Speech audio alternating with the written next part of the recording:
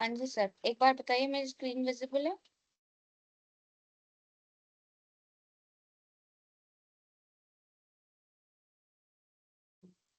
Yes ma'am.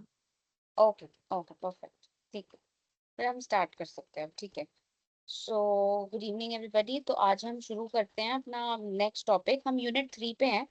हम कोशिश करते हैं, आज शायद हमारी यूनिट 3 ऑलमोस्ट 90% तो हो ही जाएगी। अगर बच जाएगा तो शायद एक टॉपिक छोटा सा बच जाएगा, वो भी देखते हैं। कोशिश तो हम करेंगे उसे भी कंप्लीट करने की। अगर बचता होगा तो फिर वो देखते हैं, वो कंप्लीट कर लेंगे। तो हमने लास्ट जो यूनिट 3 थी ना, हमने स्टार्ट कर दी थी।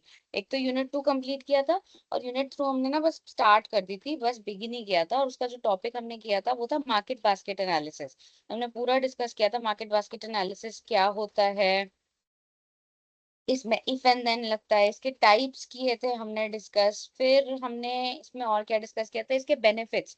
इसके बहुत सारे बेनिफिट्स हमने डिस्कस किए थे, अलग अलग सोर्सेज से भी आपको बताए थे। फिर इसकी एप्लीकेशन डिस्कस की थी। मार्केट बास्केट का बेसिकली मतलब यही है, कस्टमर जब मार्केट में आता है, मतलब किसी भी जगह बाइंग करने जाता है या किसी भी शॉप में जाता है, किसी भी मॉल में जाता है, तो ऐसा एक टाइम के अकॉर्डिंग, एक प्लेस के अकॉर्डिंग वो क्या खरीदता है। जैसे मार्केट बास्केट एनालिसिस को आप ऐसे समझो, जैसे आप सुबह दूध लेने अगर जाते हो, तो आप दूध लेते हो, साथ में बटर, ब्रेड और may be eggs.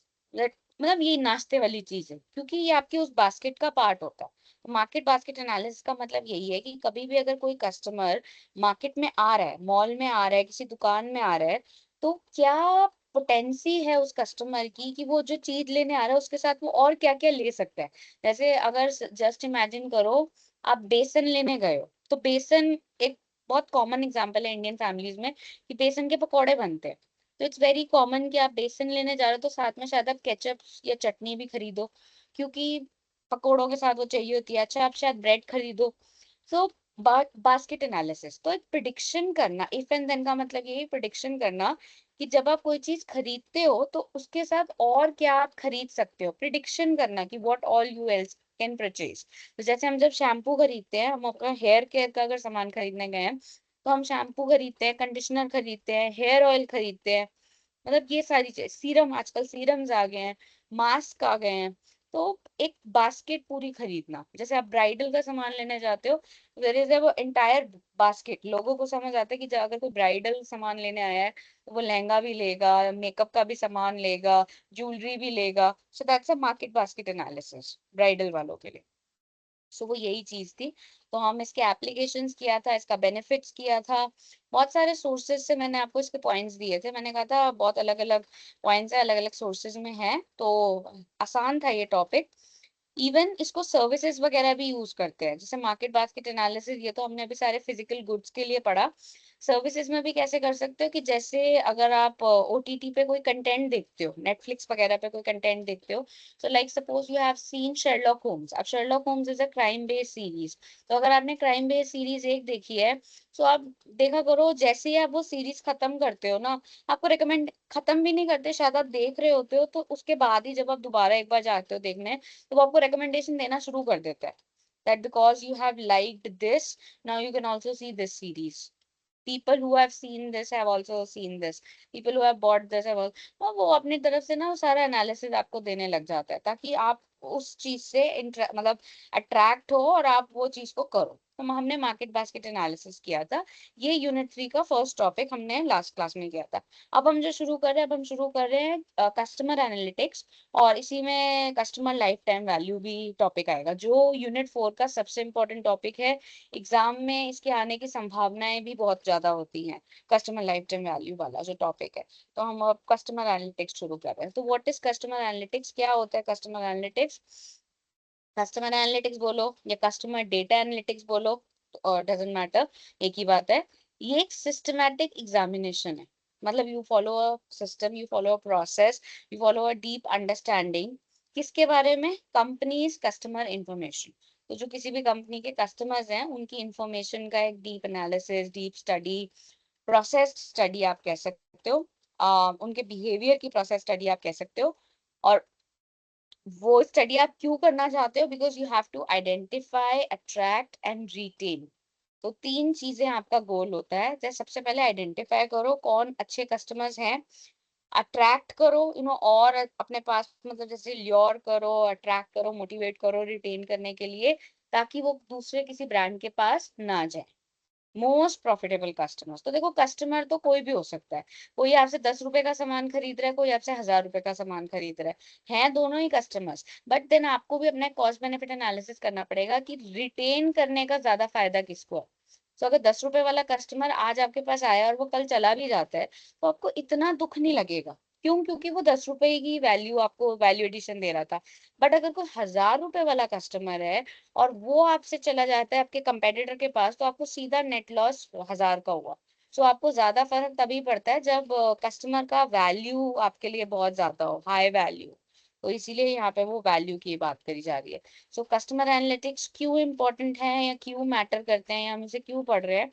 So we all know हम मार्केटिंग एनालिटिक्स को एक डिजिटल एरा के पॉइंट ऑफ व्यू से देख रहे हैं, इंफॉर्मेशन ऑल दोस थिंग्स के पॉइंट ऑफ व्यू से देख रहे हैं। सो जब हम एक डिजिटल एरा में है तो कस्टमर्स को सहूलियत ज्यादा हो गई है। Customers have a upper hand, क्योंकि अब तो वो एक ऐप नहीं 10 ऐप रखते हैं। जैसे अगर even if you use right ride booking services अगर आप यूज करते हो, जैसे कैब सर्विसेज यूज करते हो, तो जरूरी नहीं है कि सिर्फ आपके मोबाइल में ओला ही होगा, कि आप इतने लॉयल हो कि सिर्फ ओला ही यूज करते हो। नहीं, आपके मोबाइल में ओला होगा, उबर होगा, भारत टैक्सी होगा, रैपिडो होगा, सारे होंगे, इन ड्राइव होगा। क्योंकि आपको भी पता है कि कभी इधर से मिलता है, कभी उधर से मिलता है। So every kind of a thing is available to you at fingertips, and you are very aware. Customers are very aware that what they have to buy today, how much they have to pay, and they पे according to expectation. तो आपको भी notice करा करो, अभी मैं cab का ही example दे रही थी, तो कैब के एग्जांपल में क्या होता है?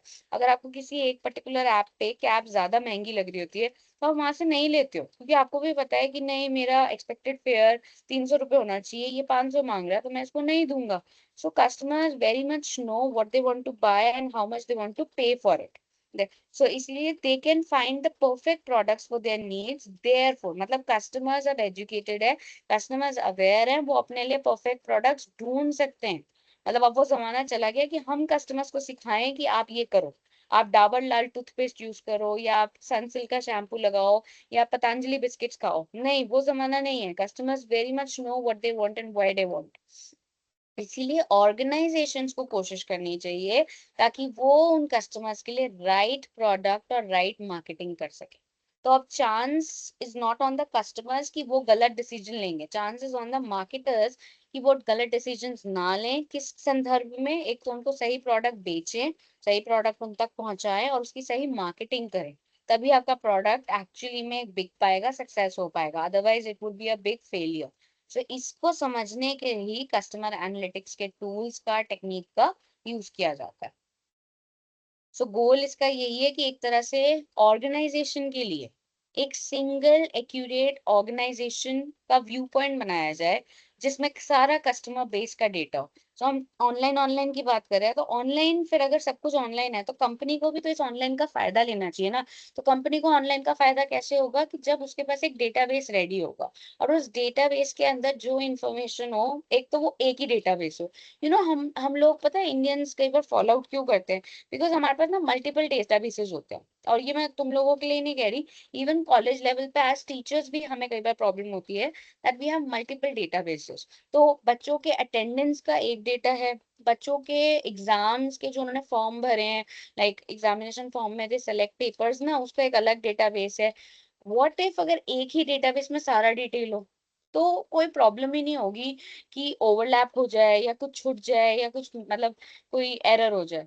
तो वो प्रॉब्लम इसीलिए होती है क्योंकि हम मल्टीपल कॉपीज बनाते हैं। तो मल्टीपल कॉपीज में क्या होता है? कॉपी 1 में कुछ है, कॉपी 2 में कुछ है, we don't know what is in copy 3। तो वो एक बहुत बड़ा सा ना गैप सा रहता है। सो उस गैप को पूरा करने के लिए we need a kind of a single unified system. तभी वो कह रहे हैं कि एक सिंगल डेटाबेस, और उसके आगे नेक्स्ट वर्ड उन्होंने क्या यूज किया कि वो एक्यूरेट भी। तो सिंगल बनाने का मतलब ये नहीं है एक डेटाबेस बना दो विद गलतियां, नो, गलतियों का स्कोप सबसे कम से कम होना चाहिए। सो एक्यूरेट डेटाबेस बनाओ, सिंगल डेटाबेस बनाओ, which can inform decisions about how, देखो वो डिसीजंस कौन से लेने में आपको हेल्प करेगा, how to best acquire and retain the future customers. तो एक तो आप कैसे कस्टमर्स को एक्वायर कर सकते हो, बेस्ट वे क्या है उनको एक्विजिशन करने की और रिटेन करने की। वो ये भी आइडेंटिफाई आपके लिए करके देगा कि हाई वैल्यू कस्टमर्स कौन है। हाई वैल्यू कस्टमर्स जनरली वही होते हैं जो मोटा ऑर्डर आपसे करवाते हैं, लाइक 5,000 1,000 वर्सेस 500 100। तो 500 रुपए और 100 रुपए के अगेंस्ट अगर कोई 5,000 और 1,000 वाला है तो वो आपके लिए हाई वैल्यू है। और proactive ways, now you see the word, बहुत इंटरेस्टिंग है ये। प्रोएक्टिव वेज लिखा है, रिएक्टिव वेज नहीं लिखा। रिएक्टिव होता है कि कस्टमर हमारी वेबसाइट पे आया, उसने कुछ सर्च किया और फिर हम उसको एक ऑर्डर, मतलब एक ल्योरिंग या टेम्पटेशन दे रहे हैं।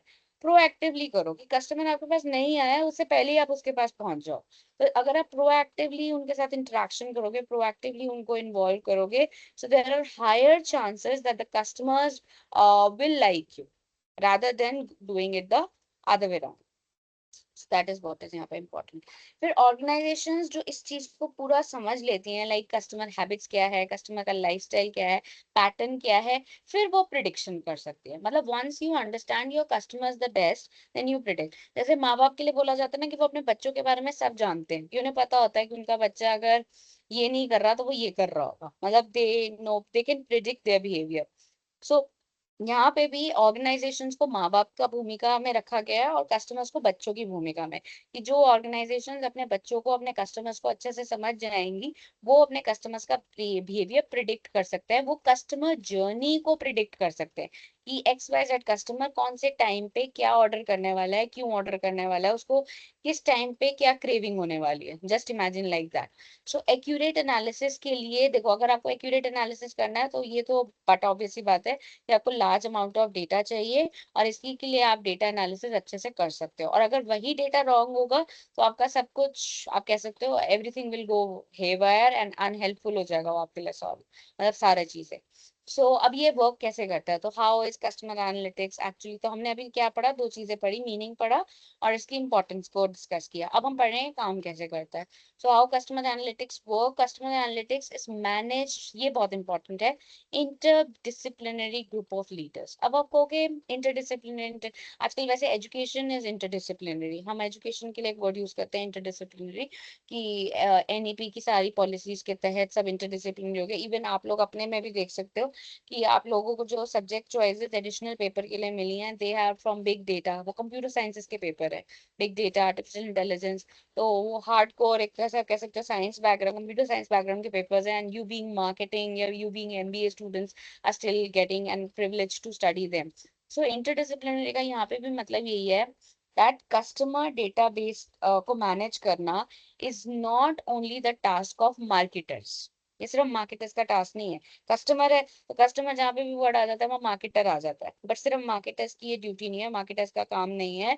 There is a entire team of people जो इसे मैनेज करते हैं। So interdisciplinary group of leaders हैं जिसमें डिफरेंट डिपार्टमेंट के लोग हैं। अब वो कौन से डिपार्टमेंट्स हैं, मार्केटिंग तो आएगा ही क्योंकि वो तो पेरेंट हो गया, सेल्स क्योंकि बेचने वाले वो हैं, कस्टमर सर्विस कंप्लेंट्स लेने वाले वो हैं, IT सारा टेक्नोलॉजी मैनेज करने वाले वो लोग हैं, और बिजनेस एनालिस्ट क्योंकि हम मार्केटिंग एनालिटिक्स कर रहे हैं, तो how analytics is done, how analytics ये टूल्स लगते हैं, कौन सा टूल कहाँ लगाना है, कब लगाना है, क्यों लगाना है, तो उस सबको स्टडी करने के लिए हमें बिजनेस एनालिस्ट भी चाहिए होते हैं। So to obtain meaningful insights, this group must agree on which business metrics can comprehensively view the customer experience. तो अगर आप लोगों को कुछ याद हो, हमने बहुत सारे मेट्रिक्स पढ़े थे, like CAC, cost of customer acquisition, C C average sales volume, sales potential, marketing potential, फिर हमने ROI पढ़ा था, हमने वो पढ़ा था reach, target, brand awareness, quotient, net promoter score, वो बहुत सारे हमने मेट्रिक्स करे थे। यूनिट 1 का टॉपिक है और मैंने तभी बोला था this is a very important topic, आप अपने एग्जाम के पॉइंट ऑफ व्यू से करके जाना। अब यहाँ पे वो क्या कह रहे हैं कि जब इतने सारे लोग बैठेंगे, हर डिपार्टमेंट का मेट्रिक अलग अलग होगा। सेल्स का मेजरमेंट करने का तरीका डिफरेंट है, मार्केटिंग का मेजरमेंट करने का तरीका डिफरेंट है। Marketing is more about satisfaction, sales is more about numbers, customer service is more about less complaints, IT is more about smooth fast seamless experience, and business analyst is more about profit. तो सबके अपने अपने goals हैं, but जब ये सारे इकट्ठे बैठे हैं तो अलग अलग गोल्स को एक पॉइंट पे एग्री करना पड़ेगा कि एक ये मेट्रिक है जो सबके लिए काम में आ सकता है। तो अगर सबके लिए एक या दो चीज काम में आती है तो सारे 35 चीजों को पढ़ने की जरूरत नहीं है, हम वो तीन चार चीजों में ही अपना कॉम्प्रिहेंसिव पिक्चर देख सकते हैं। तो this is what you have to understand first. फिर हमेशा कस्टमर एनालिटिक्स जो होता है वो रॉ डेटा से शुरू होगा, ये तो बात बिल्कुल सही है, क्योंकि जो कस्टमर की इंफॉर्मेशन होगी वो आपको रॉ फॉर्मेट में मिलेगी, वो आपको किसी मतलब कैटेगरिकल फॉर्मेट में नहीं मिलेगी। और इसके पीछे रीजन क्या है, क्योंकि कस्टमर से आपने वो इन्फॉर्मेशन ली है। तो कोई कस्टमर आपको मतलब जैसे जब आपने फीडबैक शेयर कर रहा होता है, तो सम कस्टमर्स यूज लाइक हिंदी, तो हिंदी का तो ट्रांसलेशन करना पड़ेगा।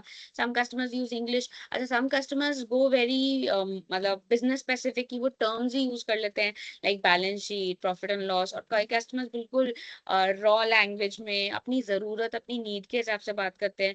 सो सारा डेटा जो कस्टमर के पॉइंट ऑफ व्यू से आ रहा है वो रॉ डेटा होगा, उसको आपको अरेंज करना पड़ेगा, ऑर्गेनाइज करना पड़ेगा। So your task is very high on that state that you have to manage that raw data. फिर रॉ डेटा से जर्नी कहाँ से शुरू हो रही है, रॉ डेटा से, बट एंड कहाँ होगा, इंटेलिजेंट बिजनेस डिसीजन पे। कि जब आप फाइनली एनालिटिक्स लगा लोगे, कस्टमर एनालिटिक्स लगा लोगे, तो आप एक डिसीजन पे पहुंचोगे जो एक इंटेलिजेंट डिसीजन होगा। Why it is called an intelligent decision, because you have taken help of data, you have taken help from machines, you have taken help from technology. So जो टेक्नोलॉजी, मशीन्स, डेटा का decision होगा, that would be an intelligent business decision. So before the data can inform decisions, it must pass through some stages. और वो stages क्या हैं? That the data has to be collected, the data has to be organized, and then analyzed. So let's see these steps first, and then we'll just move through this topic. So collection, तो वही data को सबसे पहले you have to collect। तो वो collect कहाँ से होगा, रॉ कस्टमर से होगा। रॉ डेटा जो होगा वो आपको मार्केटिंग टूल से मिल सकता है, मतलब जैसे आप अपने वेबसाइट्स के ऊपर मार्केटिंग डेटा कलेक्ट कर सकते हो, आपका CRM customer relationship management system जो है वहां से आ सकता है, या फिर थर्ड पार्टी। सो बहुत सारी ऑर्गेनाइजेशंस आजकल थर्ड पार्टी से ही लेती हैं, बिकॉज हर ऑर्गेनाइजेशन का जो प्रोडक्ट है वो अमेजन पे अवेलेबल है, फ्लिपकार्ट पे अवेलेबल है। So not everybody can have like databases which are huge worth like Amazon का, Flipkart का, maybe Zepto, Zomato वगैरह का। So what they do, ये इनसे बाय कर लेते हैं। So that means वो थर्ड पार्टी सोर्सेज से उनको बाय कर लेते हैं, because they cannot handle that data with that much accuracy. So data या तो खरीद लो या खुद मैनेज करो, that's your call। और इसके लिए आपका कौन सा किस टाइप का डेटा आता है, this you already know, like customer demographics। तो कौन सा जनरेशन किस टाइप के मोमोज खाता है। So that would be a data ना, कि आप 19 ईयर्स के हो, मतलब जैसे 17 to 19 हो तो आपका मोमो प्रेफरेंस क्या है। The moment you cross 20 to 30 आपका मोमो प्रेफरेंस क्या है। 30+ हो तो मोमोज कैसे खाते हो, like some people might prefer fried, some people might prefer Kurkure, whatever it is. So demographics data. Then उनका परचेज हिस्ट्री, कब कब वो चीज ऑर्डर कर रहे हैं, कितने फ्रीक्वेंटली कर रहे हैं। So that purchase history. Then the web and social media activity, वो वेब पे जाके क्या सर्च करते हैं, इंस्टाग्राम पे कौन सा कंटेंट देखते हैं, क्या फूड ब्लॉगिंग में इंटरेस्ट है उनका या नहीं है। फूड ब्लॉगिंग में जाते हैं तो कौन सा फूड प्रेफर करते हैं। फिर सेंट्रल इंटरेक्शंस, जो उनके सेंट्रल इंटरेक्शंस है, लाइक कितनी बार उन्होंने कंप्लेंट्स डाली, कितनी बार उन्होंने वेबसाइट्स को सर्च किया फॉर क्वेरीज, एफएक्यूज वगैरह जो भी हैं वो सारा डेटा आपको पता होना चाहिए। देन एडवर्टाइजमेंट्स, कौन से एड्स का वो एक्सपोजर लेते हैं, कौन से एड्स को वो स्किप करते हैं, कौन से एड्स को वो देखते हैं, कौन से एड्स को वो मैंडेटरी देखते हैं, तो वो सारा पता होना चाहिए। And then last but not the least, कोई अगर सर्वे करवाया है तो उसके रिस्पॉन्डेंट्स। सो गूगल फॉर्म अगर आपने फ्लोट किया है तो गूगल फॉर्म के जो रिस्पॉन्सेज हैं वो आपके लिए भी रॉ डेटा हो सकता है। So after the data collection comes the next task, which is organization of the data. So organization में basically क्या है, formatting of the data। तो आ गया ना, that you have to work on that data to make it more amenable to work। तो raw data देखो, computer या machines को ना ये नहीं समझ आता that suppose you have written I am good, उनको नहीं समझ आता। कंज्यूम कंप्यूटर्स और मशीन्स को सारी जो लैंग्वेज समझ आती है दैट इज ऑफ कोडिंग। तो आपने पढ़ा होगा binary language, language of zeros and ones, जिसमें हर चीज को वो जीरोस एंड वंस में मतलब कन्वर्ट करके फिर एक इंटरप्रिटेशन देता है। So this is what organisation is, कि आप अपने डेटा को किसी फॉर्मेट में डालो जो कस्टमर, जो artificial intelligence, technology, AI, computer समझ सके, बिकॉज अदरवाइज तो कंप्यूटर कुछ नहीं कर सकता उस डेटा का। सो कोई भी एनालिटिक्स टूल है जिसको एक पर्टिकुलर फॉर्मेट में चाहिए, वो कंप्यूटर लाइक एक्सेल शीट चाहिए, तो you have to prepare Excel sheet for that. अगर किसी को कोई वर्ड डॉक्यूमेंट चाहिए तो you have to prepare a word document of that. So unorganised data से आपको इनएक्यूरेट रिजल्ट्स मिलेंगे, या रिजल्ट्स मिलेंगे ही नहीं। So that's why you have to organise your data to get accurate results, to get good results. फिर multiple instances of CRM and disparate, ये ERP system क्या है, एंटरप्राइज रिसोर्स प्लानिंग सिस्टम, या फिर कस्टमर डेटा इंटीग्रेशन। इसका basically meaning यही है, companies जो होती है ना, इनका एक अपना ईआरपी होता है, एंटरप्राइज रिसोर्स प्लानिंग सिस्टम। मतलब हर कंपनी का एक अपना एंटरप्राइज को मैनेज करने का एक सॉफ्टवेयर होता है, वर्केबल सिस्टम होता है। हर कंपनी के पास अपना एक सीआरएम सिस्टम भी होता है। हर कंपनी के पास अपना कस्टमर सर्विस को मैनेज करने का भी सिस्टम होता है। So they are basically trying to tell you that different different software या डिफरेंट डिफरेंट सिस्टम्स तो हैं। वो तो अच्छी बात है अगर हर कंपनी के पास अपने अपने डिफरेंट सिस्टम्स है, बट कोशिश ये करनी चाहिए दैट दे आर इंटीग्रेटेड। क्योंकि अगर वो डिस्पैरेट होंगे, ये डिस्पैरेट का वर्ड का मतलब यही होता है, डिफरेंट, फैले हुए होंगे, मतलब कोऑर्डिनेटेड नहीं होंगे, सिंक में नहीं होंगे, तो पुअर रिजल्ट आएंगे। सो कोशिश यही करनी चाहिए कि जितने सिस्टम्स हैं, जितना आपके पास डेटा कलेक्शन हो रहा है, वो एक थोड़ा सा यूनिफॉर्मिटी से हो, थोड़ा सा एक सेंट्रलाइज्ड मैकेनिज्म से हो, rather than different रूल्स को फॉलो करना। So customer data platform can also help the organisation. तो एक पूरा प्लेटफॉर्म बना दो जहाँ पे सारा डेटा जा रहा है। So rather than different organizations collecting different data at different points of time, एक ही सेंट्रल प्लेटफॉर्म बना दो जहाँ पे सारा डेटा जाए। सो चाहे कस्टमर सेल्स का हो, मार्केटिंग का हो, आईटी का हो, कोई भी डिपार्टमेंट को उसने एक्सेस करना हो, पर सेंट्रल डेटा में ही वो सारा सेंट्रल लोकेशन में जा रहा है। So that can also help. फिर अब आ गया फाइनल कॉल एनालिसिस। तो कस्टमर एनालिटिक्स टूल्स, इसमें बहुत सारे टूल्स आते हैं, सॉफ्टवेयर आते हैं, टेक्नोलॉजी आती है, जो आपको उस डेटा का सेंस बनाने के लिए, ग्राफ्स के डिस्प्लेस देखने के लिए, चार्ट्स एंड ग्राफ्स वगैरह देखने के लिए हेल्प कर सकता है। So maybe we can explore it on online, एक बार देख सकते हैं some examples of customer analytics tools. Let's see. Salesforce का ये देख लेते हैं। टैबलो, हाँ, टैबलो इज समथिंग जो आपको शायद थोड़ा पता भी हो ऑलरेडी, शायद कभी यूज किया हो। अदरवाइज आजकल तो टैबलो यूजी सिलेबस में भी हम इंक्लूड कर देते हैं।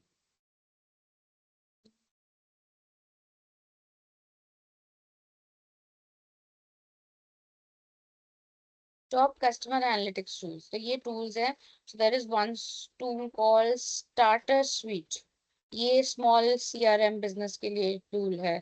सो ये आपको देखो अब ये क्या क्या बना के देता है। ये आपके लिए कैंपेन्स क्रिएट कर सकता है, ये कस्टमर केसेस को मैनेज कर सकता है, मतलब 360 degree view of a problem दे सकता है। ये रिमाइंडर्स सेल कर सकता है, सेल्स कॉल्स बना सकता है, ऑनलाइन स्टोर या प्रोडक्ट मैनेजमेंट कर सकता है। Next pursuit I think more complicated हो जाएगा। सो ये थोड़ा सा और ज्यादा कॉम्प्रिहेंसिव हो जाएगा। सो इसमें क्या है, ईमेल से ईमेल्स के फॉर्मेट आप यूज कर सकते हो, इसके थ्रू आप कस्टमाइजेशन एंड ऑटोमेशन कर सकते हो, रियल टाइम चैट्स कर सकते हो, ऐप डेटा मैनेज कर सकते हो, out of the box sales processes, कुछ special deals and special surprises कर सकते हो। देन डेटा 360 है। डेटा 360 भी कॉम्प्रिहेंसिव प्लेटफॉर्म है, जिसमें क्या क्या है देखो, कस्टमर जर्नी को मैप कर सकते हो, डिफरेंट डिफरेंट उसके जर्नी के स्टेजेस हैं, segmentation analysis, profiling analysis, report and dashboards. अब डैशबोर्ड्स क्या होते हैं, टैबलो बहुत अच्छे डैशबोर्ड्स बनाता है, मतलब फ्री भी है और थोड़ा सा अच्छे भी बनाता है। सो शायद आप लोग बिग डेटा पे ये करो भी, अगर कुछ है आपका अच्छा डैशबोर्ड है, ये देखो। डैशबोर्ड ना ऐसे होता है। I'm showing you this dashboard.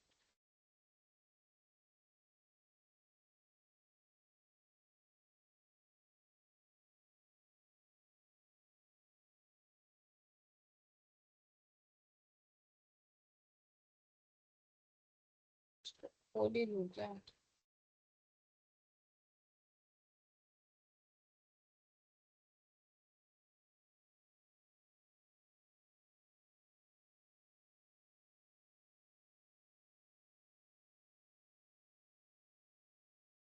ये देखो,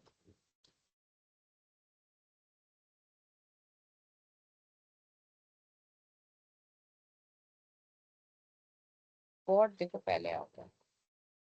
I don't want the board. And ये, सो इट्स ए डैशबोर्ड। आप देख सकते हो डैशबोर्ड इज, इसमें बहुत सारे आपको ना ग्राफिकल एनालिसिस एक ही साथ दिखाया जाता है, तो इसलिए इसको डैशबोर्ड बोला जाता है। Because otherwise you can have multiple graphs और वो हर सब अलग अलग पेजेस पे दिखाए जाते हैं। बट इसमें देखो, प्रोजेक्ट कंप्लीशन रेट साथ में आ गया, यूटिलाइज ड्यूरेशन साथ में आ गया, देन बजट वेरिएंसेस का एनालिसिस भी साथ में आ गया। यू कैन सी यहाँ पे बजट वेरिएंसेस का एनालिसिस, नीचे एक चार्ट बनाया हुआ है। कॉस्ट ब्रेकडाउन, तो पूरा कॉस्ट ब्रेकडाउन आप देख सकते हो, पूरा समझाया हुआ analysis wise. Then you can have project monitoring की जो डिफरेंट डिटेल्स है, तो वो डिफरेंट डिटेल्स में हमारे पास क्या है देखो, जैसे cost performance, schedule performance, project का type, start date, end date, some rate, अगर आपको rate चाहिए हो, estimated completion costing कितनी लगेगी। So this is an example of dashboard। और भी शायद इसमें examples हो, देखें। Yeah, these are also certain dashboards। So basically dashboards are like multiple graphs and multiple analysis together which you get on one मतलब platform या one window. तो एक ही विंडो पे जब आपको मल्टीपल चार्ट्स दिखे, दैट्स अ डैशबोर्ड। तो हम ये जो अभी एक पढ़ रहे थे ना, सो वो कह रहा था ना डैशबोर्ड क्रिएशन, कहाँ लिखा था?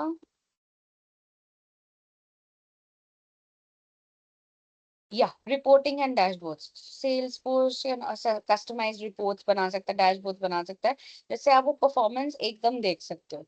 सो टैबलो भी यही करता है। तो ये तो कुछ प्रोफेशनल मैंने नाम लिए। इफ यू सी टैबलो लिखा हुआ है डेटा विजुअलाइजेशन का, सो आई शो यू टैबलो का डैशबोर्ड। या,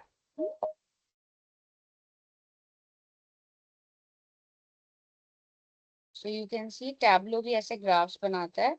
एंड आप देख सकते हो ग्राफ्स के कितने टाइप्स हैं, like spend amount, impression by clicks, Tableau data वो देखो इसमें भी है। so you can have like employee count, ये HR analytics का है। so department wise attrition कितना हो रहा है, I'm sorry, different employees जो different age groups को belong कर रहे हैं, education field का उनका data आ गया। देन उनके रोल्स के बारे में बता दिया कि कौन से रोल्स में कौन से एम्प्लॉयज हैं, एवरेज एज कितनी है, एक्टिव एम्प्लॉयज कितने हैं, तो जेंडर के बेसिस पे एट्रिशन कितना हो रहा है। सो बहुत अच्छा टूल है टैबलो भी, मतलब ये ग्राफ्स वगैरह बनाने के लिए। So you can use that also. So यहाँ पे वो यही कहने की कोशिश कर रहा है कि टूल कुछ कर देगा आपके लिए, बट आपको यही डिसाइड करना पड़ेगा कि कौन सा टूल चाहिए और किस फॉर्म के चार्ट्स एंड ग्राफ्स चाहिए। सो टूल में आप डेमोग्राफिक्स ले सकते हो, उसका परचेज हिस्ट्री ले सकते हो, तो अब ये मार्केटिंग स्पेसिफिक डेटा आपको बता रहा है। सोशल मीडिया डेटा ले सकते हो, और उससे आप एक बहुत अच्छा चार्ट या कुछ भी वैल्यूएबल इंफॉर्मेशन कस्टमर सेगमेंट के बारे में शेयर कर सकते हो। तो जैसे एग्जांपल यहाँ पे लिखा हुआ है, मोस्ट वैल्यूएबल कस्टमर सेगमेंट कौन सा है, तो वो कह रहा है middle income women from new England. तो इंस्टाग्राम जो फॉलो करती है न्यू इंग्लैंड से जो मिडिल क्लास इनकम लोग हैं, वो is a very important segment. तो हर फाइंडिंग अलग फिर आपके लिए आ जाएगी। सो ऑर्गेनाइजेशन इन सब रिजल्ट से कुछ अपने लिए काम की चीज निकाल सकते हैं और अपने आप को हेल्प कर सकते हैं कि वो ग्रो करे। तो यहाँ पे वो यही एग्जांपल दे रहे हैं कि अगर विमेन फ्रॉम न्यू इंग्लैंड बहुत इंपॉर्टेंट आ रही हैं, तो उनके लिए फिर आप कुछ मार्केटिंग कैंपेन वगैरह डिसाइड कर सकते हो, डिजाइन कर सकते हो। Next we come to customer analytics की बेस्ट प्रैक्टिसेस क्या हैं। तो इसमें से सबसे पहली बेस्ट प्रैक्टिसेस है target customers across all channels and analyse how to distribute a product और सर्विस। ये सबसे इंपॉर्टेंट है, that when you go from analytics point of view, don't go with a narrow view. जैसे हम हमेशा ना छोटा सोचते हैं। छोटा सोचने का मतलब क्या होता है, जैसे हम सोचते हैं कि शैम्पू बनाया है, और सपोज करो हमने जोजोबा शैम्पू बना है सपोज, एंड हम ये सोच के जा रहे हैं कि ये तो सिर्फ औरतें ही खरीदेंगी। यही आप सबसे बड़ी गलती करते हो, क्योंकि आप खुद ही अपने आप को एक दायरे में सीमित कर रहे हो कि सिर्फ औरतों ने ही ये लेना है। So you are restricting yourself your base. तो ऐसे नहीं जाना चाहिए। This is what they are trying to say कि ब्रॉड बेस लेके जाओ, मतलब एक बड़ी सोच लेके जाओ। अगर आप बड़ी सोच लेके जाओगे तो अपने आप आपका जो होगा ना, एक तरह से you will be like more at ease. मतलब फनल फनल वाली अप्रोच दिखाती हूँ, रुको I show you a funnel. हो सकता है लेने वाली औरतें ही हो, मतलब जो वो जो जोबा शैम्पू की हम बात कर रहे थे, बट फनल इन मार्केटिंग, शायद मेरी बात सुन, हाँ, you go with a broad thing. This is it. You go with a broad thing. It may be that लेने वाले लोग कम ही हो, that you end down to something very narrow, but you take a broad thing. ये बहुत जरूरी है। So देखो उन्होंने फर्स्ट थिंग में यही बोला है that always target across multiple channels, multiple platforms, ताकि आप ये ना सोचो कि मैं सिर्फ इंस्टाग्राम मार्केटिंग करूंगा। एक मैं शायद लास्ट टाइम पे भी एग्जाम्पल बता रही थी कि कुछ स्टार्टअप वाले बच्चे हमसे बात करते हैं, तो वो कहते हैं मैम बता दो इंस्टाग्राम पे मार्केटिंग कैसे होगी। उनका अप्रोच ही गलत है, बिकॉज वो जा ही इंस्टाग्राम के थ्रू रहे हैं। What about Facebook? आप नहीं ये कह सकते कि कस्टमर तो यूज ही नहीं करता। वो तो आपको बाद में करने के बाद पता चलेगा ना कस्टमर करता है नहीं करता। What about YouTube ads, what about Google ads? So अगर आप जाओगे ही सिर्फ इंस्टाग्राम से, तो सोचो अगर आप जा ही एक दिल्ली में ही रहे हो तो आपके लिए अपॉर्चुनिटीज भी सिर्फ दिल्ली की रहेगी। बट अगर आप पूरी वर्ल्ड ग्लोबल इकोनॉमी को देख रहे हो तब तो आपकी अपॉर्चुनिटी भी स्केल का बड़ा हो गया। सो वही वो कह रहे हैं सारे चैनल्स को टारगेट करो, ऑफलाइन ऑनलाइन जो सारे चैनल्स होते हैं। Then assess and understand customers in relation to the brand and whether the customer is satisfied. ये सबसे इंपॉर्टेंट है कि क्वालिटेटिव एंड क्वांटिटेटिव सर्वे के थ्रू आपको पता होना चाहिए कि जिस कस्टमर के लिए आप इतनी मेहनत कर रहे हो, मतलब इट्स जस्ट लाइक आप लोग बच्चे क्या करते हो, कोई भी सब्जेक्ट ले लेते हो, कई बार कोई भी सब्जेक्ट ले लेते हो ना, और कई बार वो सब्जेक्ट लेने के बाद आपको रियलाइज होता है यार इसमें तो मेहनत इतनी ज्यादा है, ये तो मैं कर ही नहीं सकता, ये तो मतलब मेरे लिए बना ही नहीं है। So what is happening, that you have made a choice but the choice was not suitable to you and आप उसके ऊपर एफर्ट डालते जा रहे हो। आप कुछ ऐसा लर्न करने की कोशिश कर रहे हो जो आपको लर्न कभी शायद जीवन में होगा ही नहीं। So all your efforts are going waste down the drain. तो यहाँ पे वो यही बोल रहा है कि जिस कस्टमर के ऊपर आप इतना एनालिसिस कर रहे हो, इतनी मगज मार रहे हो, एटलीस्ट ये तो मेक श्योर कर लो कि वो कस्टमर क्या सच में वर्थ वाइल है, उस पे इतना हम मतलब पैसा एफर्ट लगाएं या ना लगाएं। So this is what they're trying to say. Then engage with customers at the right moment and at the right channel. तो हर कस्टमर के लिए कुछ राइट मिक्स होता है कि कौन सा टाइम सबसे बेस्ट रहता है जब वो कस्टमर आप में इंटरेस्ट लेता है और आप उसमें इंटरेस्ट ले सकते हो। So you have to find that correct channel and that will only come from data analysis. तो डेटा एनालिसिस से पता करो कि इस कस्टमर का बेस्ट टाइमिंग क्या रहेगा और कौन से प्लेटफॉर्म के ऊपर रहेगा। चर्न हमेशा प्रिडिक्ट करके जाया करो। नेक्स्ट पॉइंट में लिखा ना चर्न रेट। चर्न हमेशा प्रिडिक्ट करके जाया करो। चर्न का मतलब होता है कितने कस्टमर्स आपको छोड़ेंगे। सो आप जाते हमेशा यही हो कि हर कस्टमर आपके साथ जिंदगी भर रहेगा, पर ऐसा नहीं होता। कुछ कस्टमर ने आपको छोड़ना ही होता है कुछ टाइम के बाद। तो अगर आपको वो रेट पता हो ना कि हाँ 10% कस्टमर जाएगा ही जाएगा, तो आपको गम कम लगेगा, आपको लॉस कम फील होगा। Spot the trends in the big data and analyse the online behaviour to increase sales. तो वो जो बिग डेटा आपके पास है उसमें ट्रेंड्स पढ़ते रहो क्या चीज करके आपकी सेल्स बढ़ सकती है। So that's a open opportunity for everybody. Optimize the customer journey through personalized selling and segmentation analysis to predict one type of product versus another. तो बेसिकली यही है कि कस्टमर्स की जर्नी को ही पर्सनलाइज कर दो। And I think today the marketing is more about personalisation. It's not like कि एक ही सेम ऑफर हर कस्टमर को अच्छा लग रहा है। Like in the meeting we are 7-8 people, तो जरूरी नहीं है कि अगर मुझे बाय वन गेट वन अच्छा लग रहा है तो आपको भी बाय वन गेट वन अच्छा लगेगा। हो सकता है आपको by one plus 50% of on second भी अच्छा लग रहा हो। मे बी आपको वैसा अच्छा लग रहा हो कि आप नहीं बाय वन गेट वन में बिलीव करते हैं। आपको शायद ये लगता है कि वो क्वालिटी अच्छा हल्की होती है तभी वो एक के साथ एक फ्री दे देते हैं, और मेरे को लगता है नहीं क्वालिटी डजंट मैटर, मुझे तो प्राइस पसंद है। तो आपको क्वालिटी मैटर करती है तो आप कहते हो कोई नहीं हमसे दूसरे वाले के चाहे 50 पैसे ले ले, समथिंग लाइक दैट। तो एवरी कस्टमर इज यूनिक और हर कस्टमर की जर्नी को आप पर्सनलाइज कर सकते हो। नाउ इसमें एक टॉपिक है कुकीज का। और अभी भी आपने देखा होगा I was going on some website तो कुकीज का एक बॉक्स खुला था। तो ये कुकीज पे क्या डिबेट है या how cookies is a part of customer analytics. तो जनरली ये हम लोगों का ही केस है। देखो, when people browse on the internet, websites पे जिस पे वो विजिट करते हैं, वो एक टेक्स्ट फाइल उनको भेजते हैं जिसको कुकी बोला जाता है, और वो उनकी सारी वो browsing information, data information store करती है। So it's just like a data byte जिसमें वो सारा डेटा स्टोर होता है। So cookies allow the websites to collect the information about a user session for personalization purposes.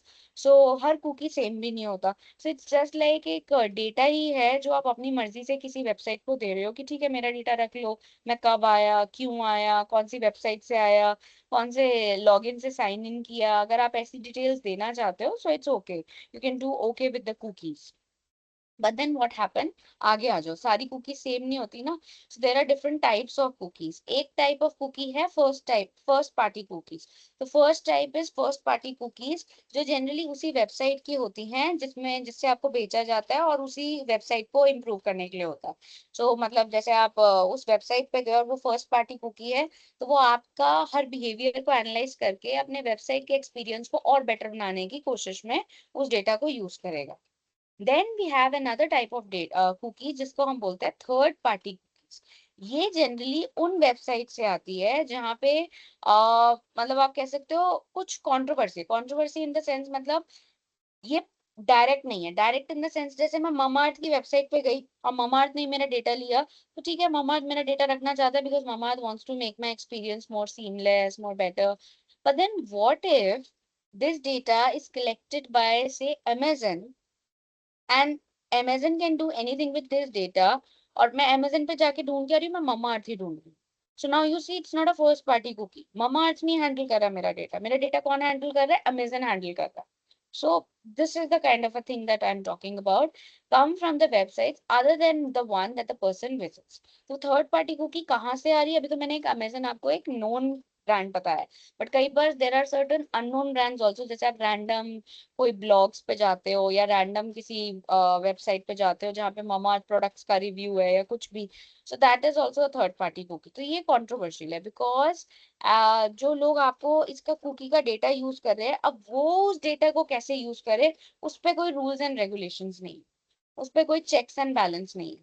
तो देखो, जब तक आप ममाअर्थ पे हो और ममाअर्थ आपका डेटा यूज कर रहा है, आपके दिमाग में क्या रहेगा? हाँ, ममाअर्थ है, मेरा डेटा यूज कर रहा है, तो क्यों यूज करेगा ममाअर्थ अपना मेरा डेटा? मेरे इस प्रोडक्ट मेरे को ऑफर्स देने के लिए, मेरा एक्सपीरियंस बेटर करने के लिए, मुझे टेम्प्ट करने के लिए, मुझे अट्रैक्ट करने के लिए, ल्योर करने के लिए, very much clear. But the moment this data goes to some XYZ website like Amazon या मे बी कोई अननोन ब्लॉग वगैरह, वो तो हो सकता है इसको डार्क वेब पे भेज दे, मतलब मे बी डार्क वेब पे सेल कर दे, and some terrorist can get this information, and may be आपका फोन नंबर वगैरह भी है। तो you know, things can have like cyber frauds हो सकता है, स्कैम हो सकता है कोई भी। सो वहां पे वो कंट्रोवर्सी हो जाती है, इसीलिए। सो कस्टमर एनालिटिक्स जनरली जो ये डेटा जनरेट करने के लिए कई बार कुकीज का यूज करते हैं, और ये 90 से ही करते हैं। सो 90s से कुकीज यूज होती है, और चाहे एप्पल सफारी हो या मोजिला फायरफॉक्स ब्राउजर्स हो, इन लोगों ने भी जब कुकीज के ऊपर कंट्रोवर्सीज होने लगी, तो 2013 में इन्होंने एटलीस्ट थर्ड पार्टी कुकीज को तो ब्लॉक किया है because of privacy reasons.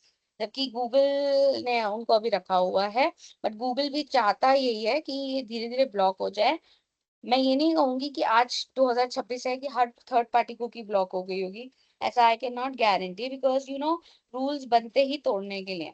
there might have been certain websites, certain blogs वगैरह जिनको तोड़ रहे होंगे, but still third party cookies के अगेंस्ट सब में एक फियर की भावना है। इसलिए थर्ड पार्टी कुकीज जो है वो मार्केटर्स के लिए भी एक चैलेंज है, because no customer will agree to cookies अगर थर्ड पार्टी कुकीज को हमने बंद नहीं किया। तो वो यहाँ पे बेसिकली आप कहोगे कि मैम फिर ये वाला टॉपिक क्यों पढ़ाया गया था?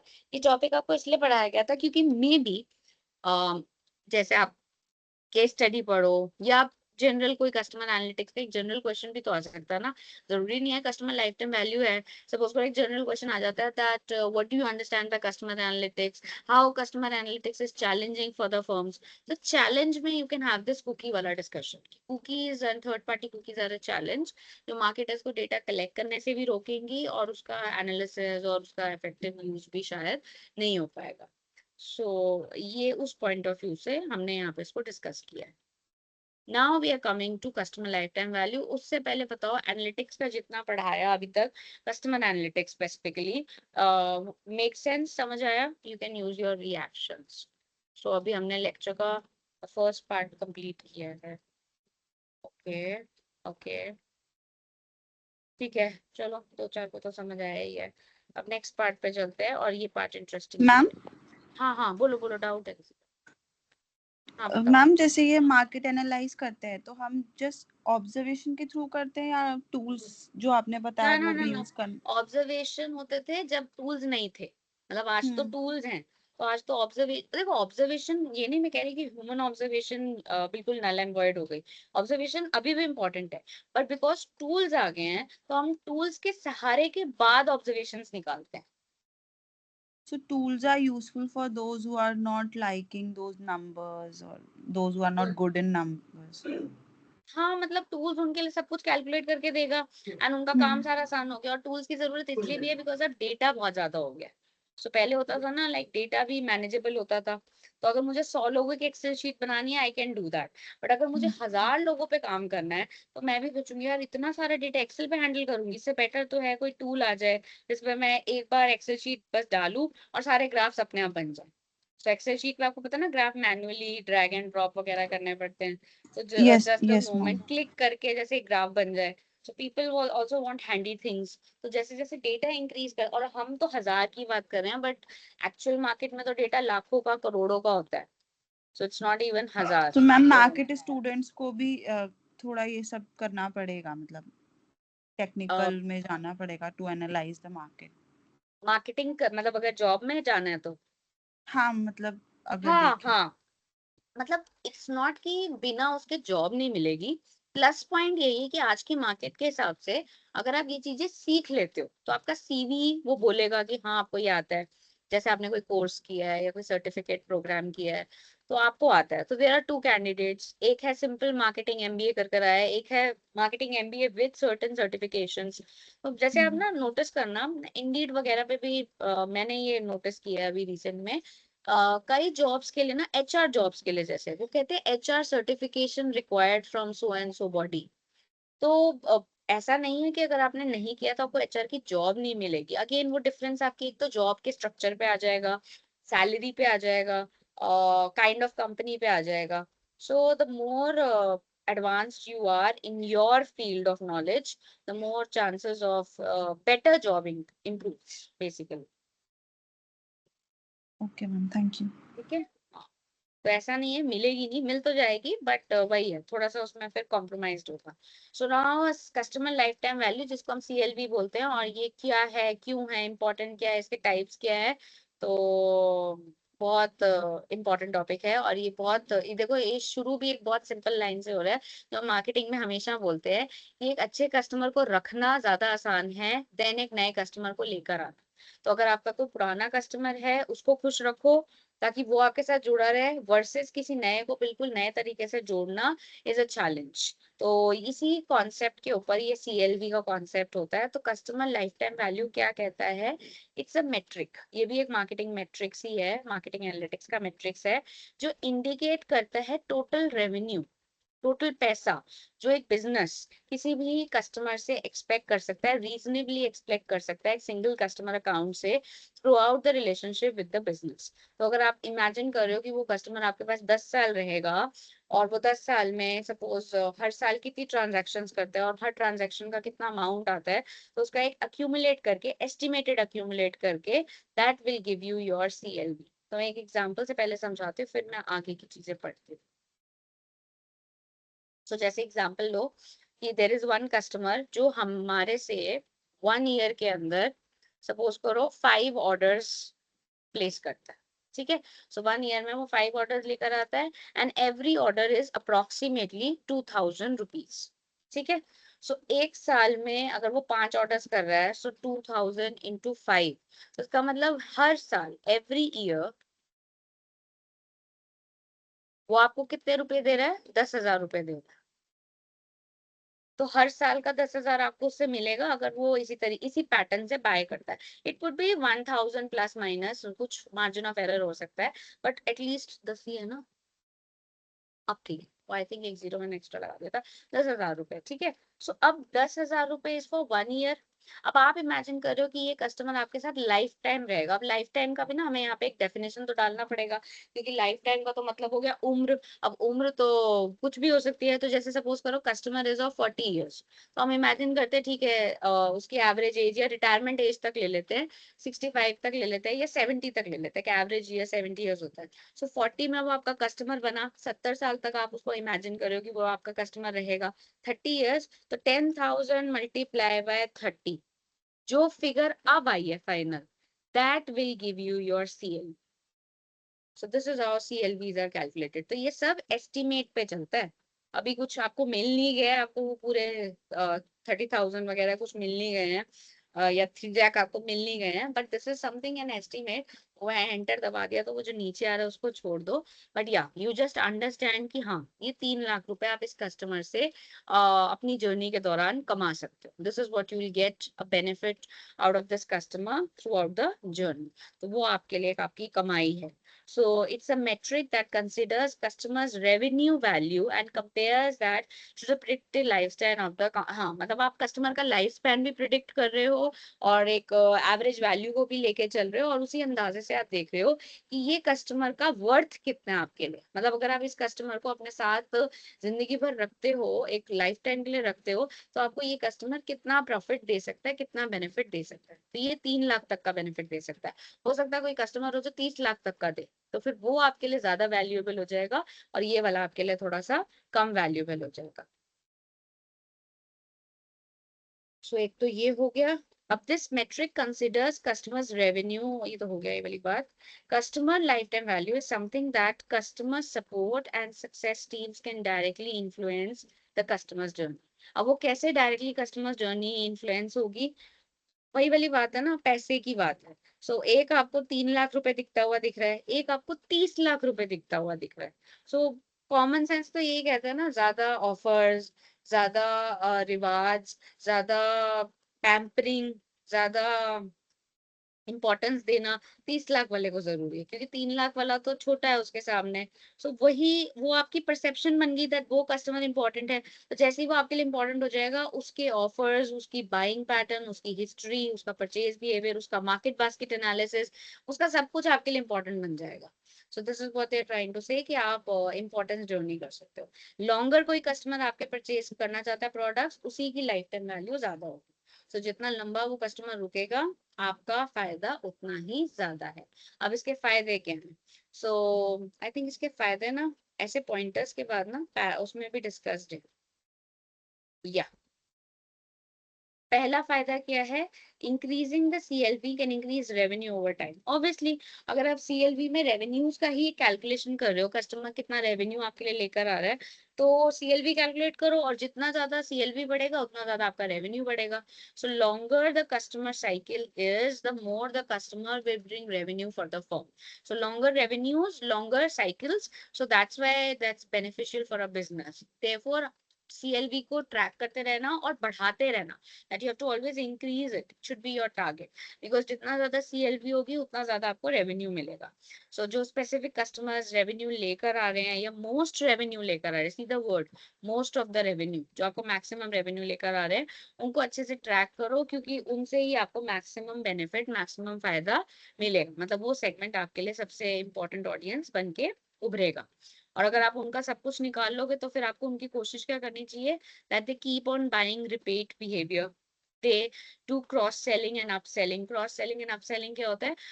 वो मैंने लास्ट क्लास में भी शायद आपको बोला था, कि अभी हमने डिस्कस नहीं किया, आज भी शायद हम ना कर पाए, मे बी कर भी पाए। तो वो एक टॉपिक है which will be discussing, unit 3 के अंदर ही है। तो ये क्रॉस सेलिंग अपसेलिंग का रेफरेंस वहां से आया है। And you can do customization for them, their products, their services, their needs, their satisfaction quotient, ताकि वो आपके highest spenders बने। तो आप इतनी पैम्परिंग उनको क्यों कर रहे हो, क्यों इतना भाव दे रहे हो? बिकॉज आप चाहते हो कि वो लोग आपसे सबसे ज्यादा प्रोडक्ट्स खरीदें। सो सेकेंड इसका बेनिफिट क्या है, that it can help you identify the issues, so that you can boost the customer loyalty and retention. तो सपोज करो आपने किसी कस्टमर का CLV निकाला, और अब वो CLV पिछले साल से कम आ रहा है, that means that's a problem कि पिछले साल तक वो 3 लाख का रेवेन्यू दिखा रहा था, अब वो 2 लाख का दिखा रहा है। So then what is the reason behind it? तो वही वो आपको इश्यूज आइडेंटिफाई करने में भी थोड़ा सा हेल्प करेगा। मतलब प्रॉब्लम है कहीं, वो बताएगा, फिर आप उस प्रॉब्लम को हैंडल कर सकते हो। सो अगर आप सीएलवी को अपनी प्रायोरिटी बना दोगे, एक प्रोबेबल मतलब एक सबसे इम्पोर्टेंट एस्पेक्ट बना दोगे, तो you can identify the trends, you can identify the differences, you can identify some movements.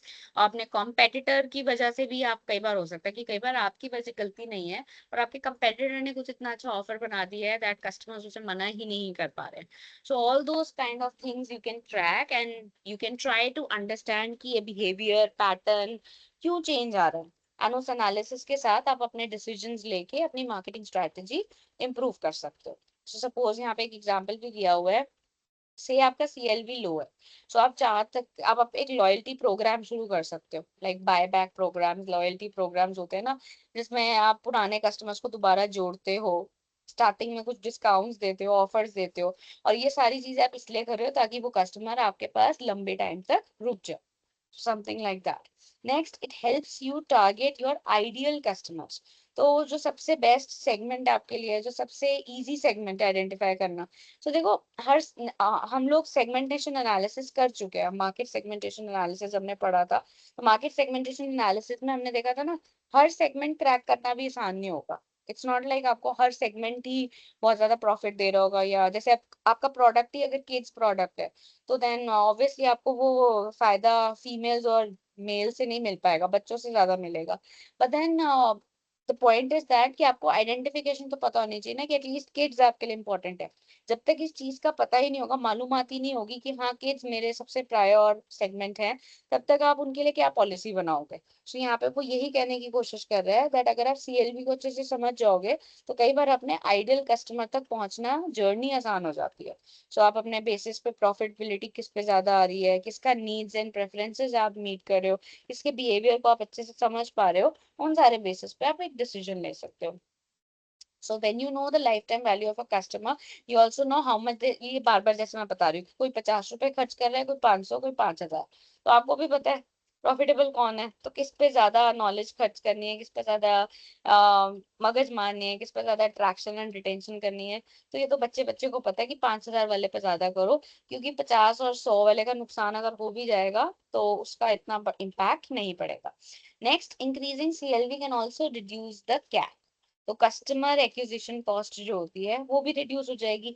हमने स्टार्टिंग इस टॉपिक की करी दैट हमें पता है कि पुराने कस्टमर्स को जोड़े रखना इज मोर इजियर देन नए कस्टमर लेकर आना, क्योंकि जब आप नया कस्टमर लेकर आओगे, उसके लिए नए ऑफर्स, नए प्लेटफॉर्म्स, नए डिस्काउंट, सब कुछ करना पड़ेगा। मतलब हर तरह का आप साम दाम दंड भेद यूज करते हो। बट अगर वही एक पुराना कस्टमर है जो ऑलरेडी आपका प्रोडक्ट यूज कर चुका है, सेटिस्फाइड है, हैप्पी है, और उसी को जोड़े रखना है, तो आपका टास्क वो ज्यादा आसान है, because then things are in your favour. तो वो जब आपके फेवर में है तो आपको बहुत ज्यादा मेहनत करने की जरूरत नहीं है। मतलब इट्स जस्ट लाइक कि आप मार्केटिंग के ही स्टूडेंट हो, और मार्केटिंग का कोई भी पेपर आ जाए तो एटलीस्ट आपको मतलब ए से दोबारा नहीं पढ़ना पड़ेगा। तो बीच में से भी कोई यूनिट उठाओगे तो पढ़ सकते हो। बट अगर यही आपके लिए कोई इकोनॉमिक्स का पेपर आ जाए, तो वो आपको फिर दोबारा ए से शुरुआत करनी पड़ेगी। सो यहाँ पे वो यही कहने की कोशिश कर रहे हैं that it can reduce your customer acquisition cost. So acquiring new customers costly होता है, इसीलिए जो पुराने कस्टमर उनको रखो, क्योंकि वो लेस एक्सपेंसिव होता है। कस्टमर लाइफ टाइम वैल्यू से आप अपने कस्टमर्स की जो आपको एक्विजिशन कॉस्ट आ रही है उस पर भी ध्यान रख सकते हो, और एक long term point of view से उन्हें अपने साथ जोड़े रख सकते हो, ताकि लॉयल्टी प्रोग्राम के थ्रू, वर्ड ऑफ माउथ के थ्रू आपका मार्केटिंग का खर्चा कम से कम, तो आपका उसमें पैसा भी बचेगा, तो वो भी एक एक्स्ट्रा फंडिंग आपकी क्रिएट हो जाएगी। Then CLV can simplify financial planning. तो अभी जैसे मैं एक्स्ट्रा फंडिंग की बात कर रही थी, तो वो फाइनेंशियल प्लानिंग में भी आप सीएलवी यूज कर सकते हो। तो वो कैसे यूज कर सकते हो, कि जिस कंपनी का सीएलवी अच्छा है, इसका मतलब उस कंपनी में ज्यादा कोई प्रॉब्लम है नहीं, क्योंकि कस्टमर्स खुद बहुत ज्यादा खुश है उस कंपनी के साथ। तो customers value lifetime value will also help you get understand the picture of the customer's relationship with the business। तो अगर आपका सीएलवी अच्छा अमाउंट आ रहा है या पॉजिटिव अमाउंट्स आ रहे हैं, तो इसका मतलब बिजनेस के साथ कस्टमर्स खुश हैं, they don't have like many complaints, they don't have like many issues with the firm. तो जिस इश्यूज के साथ कंप्लेन्स नहीं है, दुख नहीं है, कोई कंप्लेन नहीं है, उसका मतलब that's a good company, that's not a bad company. So ये नॉलेज भी हमें हेल्प कर सकती है कि हम कैसे अपने कैश फ्लोज को मैनेज करें, कैसे हम अपनी मार्केटिंग इमेज को मैनेज करें, कैसे हम अपने रेवेन्यूज को फोरकास्ट करें, कैसे हम अपने फ्यूचर बिजनेस को प्लान करें। तो वो सारा डेटा हो सकता है कि एक साथ ना मिले, कुछ कुछ पीसेस में मिले, और जब वो डेटा हमारे पास आएगा तो उस डेटा का हम यूज एक बेस्ट पॉसिबल वे में कर सकते हैं।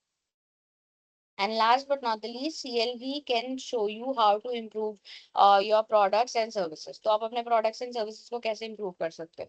So जब आप customers को इतना डिटेल में पढ़ोगे तो कहीं ना कहीं तो वो एनालाइज आएगा ही कि कस्टमर का फीडबैक कहाँ आया, सजेशन कहाँ आया। जैसे वो कई बार बोलते हैं ना कि उनका नया पेन पॉइंट है, कि अब उनको प्रॉब्लम पुराने प्रोडक्ट से नहीं हो रही, उनको प्रॉब्लम ये हो रही है कि उनके पुराने प्रोडक्ट में ये फीचर नहीं है, तो वो उनका एक पेन पॉइंट है। या फिर अब उनका फीडबैक अबाउट दैट प्रोडक्ट बदल गया है, कि अब जैसे सपोज करो फ्रूटी सब पीते हैं, बट हो सकता है आपको आपको फीडबैक दे कि फ्रूटी मीठी बहुत हो गई है, इसलिए हम नहीं पीते क्योंकि हमें डायबिटीज है। तो that's a feedback for you. So you आपको शुगर उसमें कंटेंट कम करना चाहिए, ग्लूकोज कंटेंट कम करना चाहिए, ताकि पुराने लोग भी उसको आराम से पी सके, या फिर एक sugar free version of Frooti निकाल देना चाहिए ताकि people can enjoy that drink, something like that. So life time value data भी आपको नए नए इंप्रूवमेंट्स करने के लिए, नई सेटिस्फैक्शन बनाने के लिए भी कभी ना कभी किसी तरीके से आपको हेल्प कर सकता है। और अगर आप इस डेटा को यूज करोगे तो कहीं ना कहीं आप अपने कंपेटिटर से अलग ही रहोगे। अब now we come to the next topic, जो है कस्टमर लाइफ टाइम वैल्यू के models. Generally there are two models जिनको हम बहुत पॉपुलरली यूज करते हैं। सो नाम से एक है प्रिडिक्टिव और एक है हिस्टोरिकल। आई थिंक नाम से भी थोड़ा सा क्लियर हो जाएगा कि प्रिडिक्शन में बिलीव करता है और एक हिस्टोरिकल डेटा पे करता है। सो लेट्स सी क्या है। सो आप देख सकते हो जो प्रिडिक्टिव है उसके नीचे लिखा हुआ है that it uses machine learning. So basically it depends upon weather जो बिजनेस है, जो भी काम करने वाला कंपनी है, वो क्या देखना चाहता है। क्या वो एग्जिस्टिंग डेटा को देखना चाहता है, या वो एग्जिस्टिंग डेटा के बेसिस पे एक फ्यूचर की फिगर देखना चाहता है। सो दोनों चीजें हो सकती है ना, कि कई लोग होते हैं ना कि नहीं अभी पे फोकस करो कि अभी क्या चल रहा है, I want to focus more on the present. But कई लोग होते हैं नहीं, मुझे फ्यूचर की बिग पिक्चर देखनी है कि फ्यूचर में क्या होगा, फ्यूचर में क्या चेंज आएगा, फ्यूचर में क्या इम्पैक्ट आ सकता है। सो उस बेसिस पे ही आपका ये डिपेंड करेगा। तो प्रिडिक्टिव क्या है, प्रिडिक्टिव वाला मॉडल जो है ये फोरकास्टिंग करता है, प्रिडिक्शन करता है, मतलब एक एस्ट्रोलॉजी करने की कोशिश करता है, फोरकास्ट करने की कोशिश करता है कि कस्टमर का बिहेवियर क्या होगा, अभी क्या है, और कैसे वो बदल सकता है। और इसके लिए ऑब्वियसली अगर उसे प्रिडिक्शन करनी है तो उसे मैथ्स के टूल्स की जरूरत पड़ती है, जिसमें से एक टूल होता है regression. It's like maths and economics, stats, सब जगह ये यूज होता है। तो रिग्रेशन में हम जनरली यही करते हैं, जैसे पिछली बार कितनी बारिश हुई, उसके बेसिस पे ही इस साल का रिग्रेशन एनालिसिस होता है। जैसे वो एक प्रिडिक्टेड लाइन बताता है कि जब पिछले साल इतनी बारिश हुई थी तो इस साल की पॉसिबिलिटी ही है। तो वो रिग्रेशन ही होती है, इक्वेशन इकोनॉमिक्स और मैथ से ही आती है वो। सो रिग्रेशन यूज कर सकते हो, या फिर आजकल तो रिग्रेशन से भी ज्यादा एडवांस टेक्निक है मशीन लर्निंग। तो सारा पुराना डेटा मशीन में डाल दो, वो अपने आप आपको एक पैटर्न बना के दे देगा कि पिछले सालों के बेसिस पे अब ये होगा। सो प्रिडिक्टिव मॉडल हमें हेल्प करता है कि हम आइडेंटिफाई कर सके कि फ्यूचर में कौन सा कस्टमर हमारे लिए बहुत इंपॉर्टेंट होने वाला है, कौन सी सर्विसेज ज्यादा बिकेंगी, कैसे हम कस्टमर को इम्प्रूव कर सकते हैं उसकी रिटेंशन वगैरह के लिए, कंप्लेन्स कहाँ आ सकते हैं, मतलब ये सब प्रिडिक्शन फ्यूचर में हमें क्या करना चाहिए उसके लिए एक तरह से हमें बैकअप तैयार करके देता है। फिर दूसरा हिस्टोरिकल में क्या है, पास्ट डेटा। अब ये सारा पिछला डेटा यूज करेगा, ये सारा पास्ट डेटा यूज करेगा, जिससे हम कस्टमर की अभी तक वैल्यू निकालते हैं, और ये कोशिश करने की कोशिश, ये जानने की कोशिश करते हैं कि क्या वो कस्टमर हमारे साथ रहेगा नहीं रहेगा। सो दोनों में फर्क ये है कि डेटा दोनों में पास्ट जा रहा है, बट एक में हम फ्यूचर के बारे में पिक्चर देखना चाहते हैं और एक में हम अभी समझना चाहते हैं कि प्रेजेंट सिनेरियो क्या चल रहा है। सो इसमें हम जैसे उसका एवरेज ऑर्डर वैल्यू निकाल रहे हैं कि अभी उसका एवरेज ऑर्डर कितना आ रहा है, अभी वो कितना सामान ले रहा है। इससे हम ये भी निकाल सकते हैं कि अभी कौन सा कस्टमर है जो हमारे साथ ज्यादा बात करता है, अभी कौन सा कस्टमर है जो हमारे साथ अभी सबसे ज्यादा सेटिस्फाइड है। सो उसकी जर्नी में क्या प्रॉब्लम आ रही है, एक्टिव कस्टमर्स कौन से हैं अभी। सो ये सारी चीजें, सो ये सारा अभी का डेटा है। मतलब इसका नाम जरूर यू कैन से हिस्टोरिकल, बट दे ये सारा भी प्रेजेंट का ही रहा है, क्योंकि डेटा यूज पुराना हो रहा है। और प्रिडिक्टिव इज ऑल अबाउट एक फ्यूचर की पिक्चर के लिए। सो आप इन दोनों में से मतलब जैसे आप यहाँ पे एक वर्ड भी लिखा है ना, एक्टिव इनएक्टिव, तो अभी कौन से कस्टमर्स हैं जो एक्टिव है? जैसे बैंक्स ये यूज करते होंगे, क्योंकि बैंक्स को ना जैसे हर 3 महीने या हर 6 महीने में बताना पड़ता है कि कितने कस्टमर्स हैं जिनके अकाउंट्स एक्टिव है, डोरमेंट है। तो अगर वो ये वाला एनालिसिस यूज करेंगे तो उन्हें पता चल जाएगा कि हाँ, इस कस्टमर ने 3 महीने में ट्रांजेक्शन करी, तो ये एक्टिव कस्टमर है। पर ये कस्टमर तो पिछले 3 साल से नहीं आया, तो वो इनएक्टिव है। तो अगर आप ये वाला एनालिसिस करो तो आप एक्टिव इनएक्टिव का भी एक डिफरेंशिएशन कर सकते हो, जो अलग अलग इंडस्ट्रीज में अलग अलग तरीके से यूज हो सकता है। Now we come to one more important thing which is the customer life time value का फॉर्मूला। अब ये बहुत इंपॉर्टेंट है, आप देख सकते हो मेरी पीडीएफ के अंदर ही ना, the moment I have come to this part, आप देख सकते हो कि एक नोट आने लग गया है। मैंने कुछ नहीं किया, ये एक नोट है और मैंने शायद लास्ट सेमेस्टर में लिखा था। सो ये वही नोट है और मैंने ये लिखा, this is the most important formula. So in case you get a customer life time value का question in your exam, do include this formula. इसका कोई न्यूमेरिकल नहीं आएगा, बट ये फॉर्मूला आपको पता होना चाहिए, बिकॉज इसी फॉर्मूले से कंपनी सीएलवी निकालती है। सो अगर आपको ये फॉर्मूला पता है, आप जरूर से लिखे, क्योंकि हो सकता है कोई एग्जामिनर इतना पर्टिकुलर हो सीएलवी के ऊपर कि ठीक है आपने सारा थ्योरी लिख दिया बट आपने फॉर्मूला नहीं लिखा, तो आपके 2 नंबर काट लिए। तो ये फॉर्मूला आप जरूर लिखे ताकि आपका कोई भी मार्क्स ना कटे। तो कस्टमर लाइफ टाइम वैल्यू का फॉर्मूला क्या है? Customer value multiply by average customer life span. कोई कुछ कह रहा है? शायद किसी का कोई ऑब्जर्वेशन है? मैं कह रहा हूँ ये दोनों में फर्क क्या है, मतलब कैसे एक्सप्लेन करेंगे दोनों को? जो मतलब ये जो कस्टमर, फॉर्मूले के अंदर आ रहे हैं, हाँ कस्टमर लाइफ स्पैन तो समझ में आ गया, कस्टमर वैल्यू को कैसे डिफाइन कर अभी लेंगे? अभी आगे डिस्कस करेंगे उसको, इनका भी आगे कैटेगराइजेशन है। पर मैं ये कह रही थी एग्जाम में एटलीस्ट ये फॉर्मूला जरूर लिख देना। वो तुम्हारा पॉइंट बिल्कुल सही है कि ये है क्या, ये समझा दो मैम, बट ये फॉर्मूला जरूर लिखना। मेरा अभी ये अभी ऑब्जर्वेशन, ये अभी ये होते क्या अभी आगे बताती हूँ। अब ये है क्या, आगे देखते हैं इसको। This is the standard formula जिसे यूज किया जाता है। वो लिखा है ना, but finding this important figure can be sometimes complicated. अब ये कॉम्प्लिकेटेड क्यों है? क्योंकि आगे इसका डिस्कशन आएगा। सो अभी जैसे क्वेश्चन आया कि अगर आपको ये निकालना है तो कस्टमर वैल्यू को एवरेज लाइफ स्पैन से मल्टीप्लाई करना है। तो फिर क्वेश्चन यही आता है कि what is the meaning of customer value. तो कस्टमर वैल्यू का मीनिंग क्या है? ये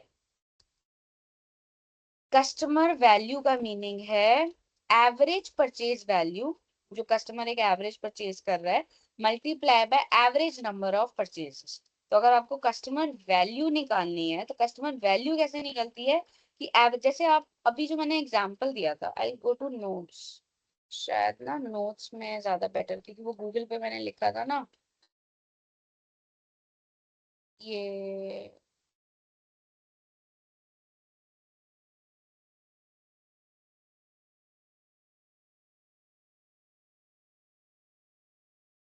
yup, we are here, CLV, ठीक है।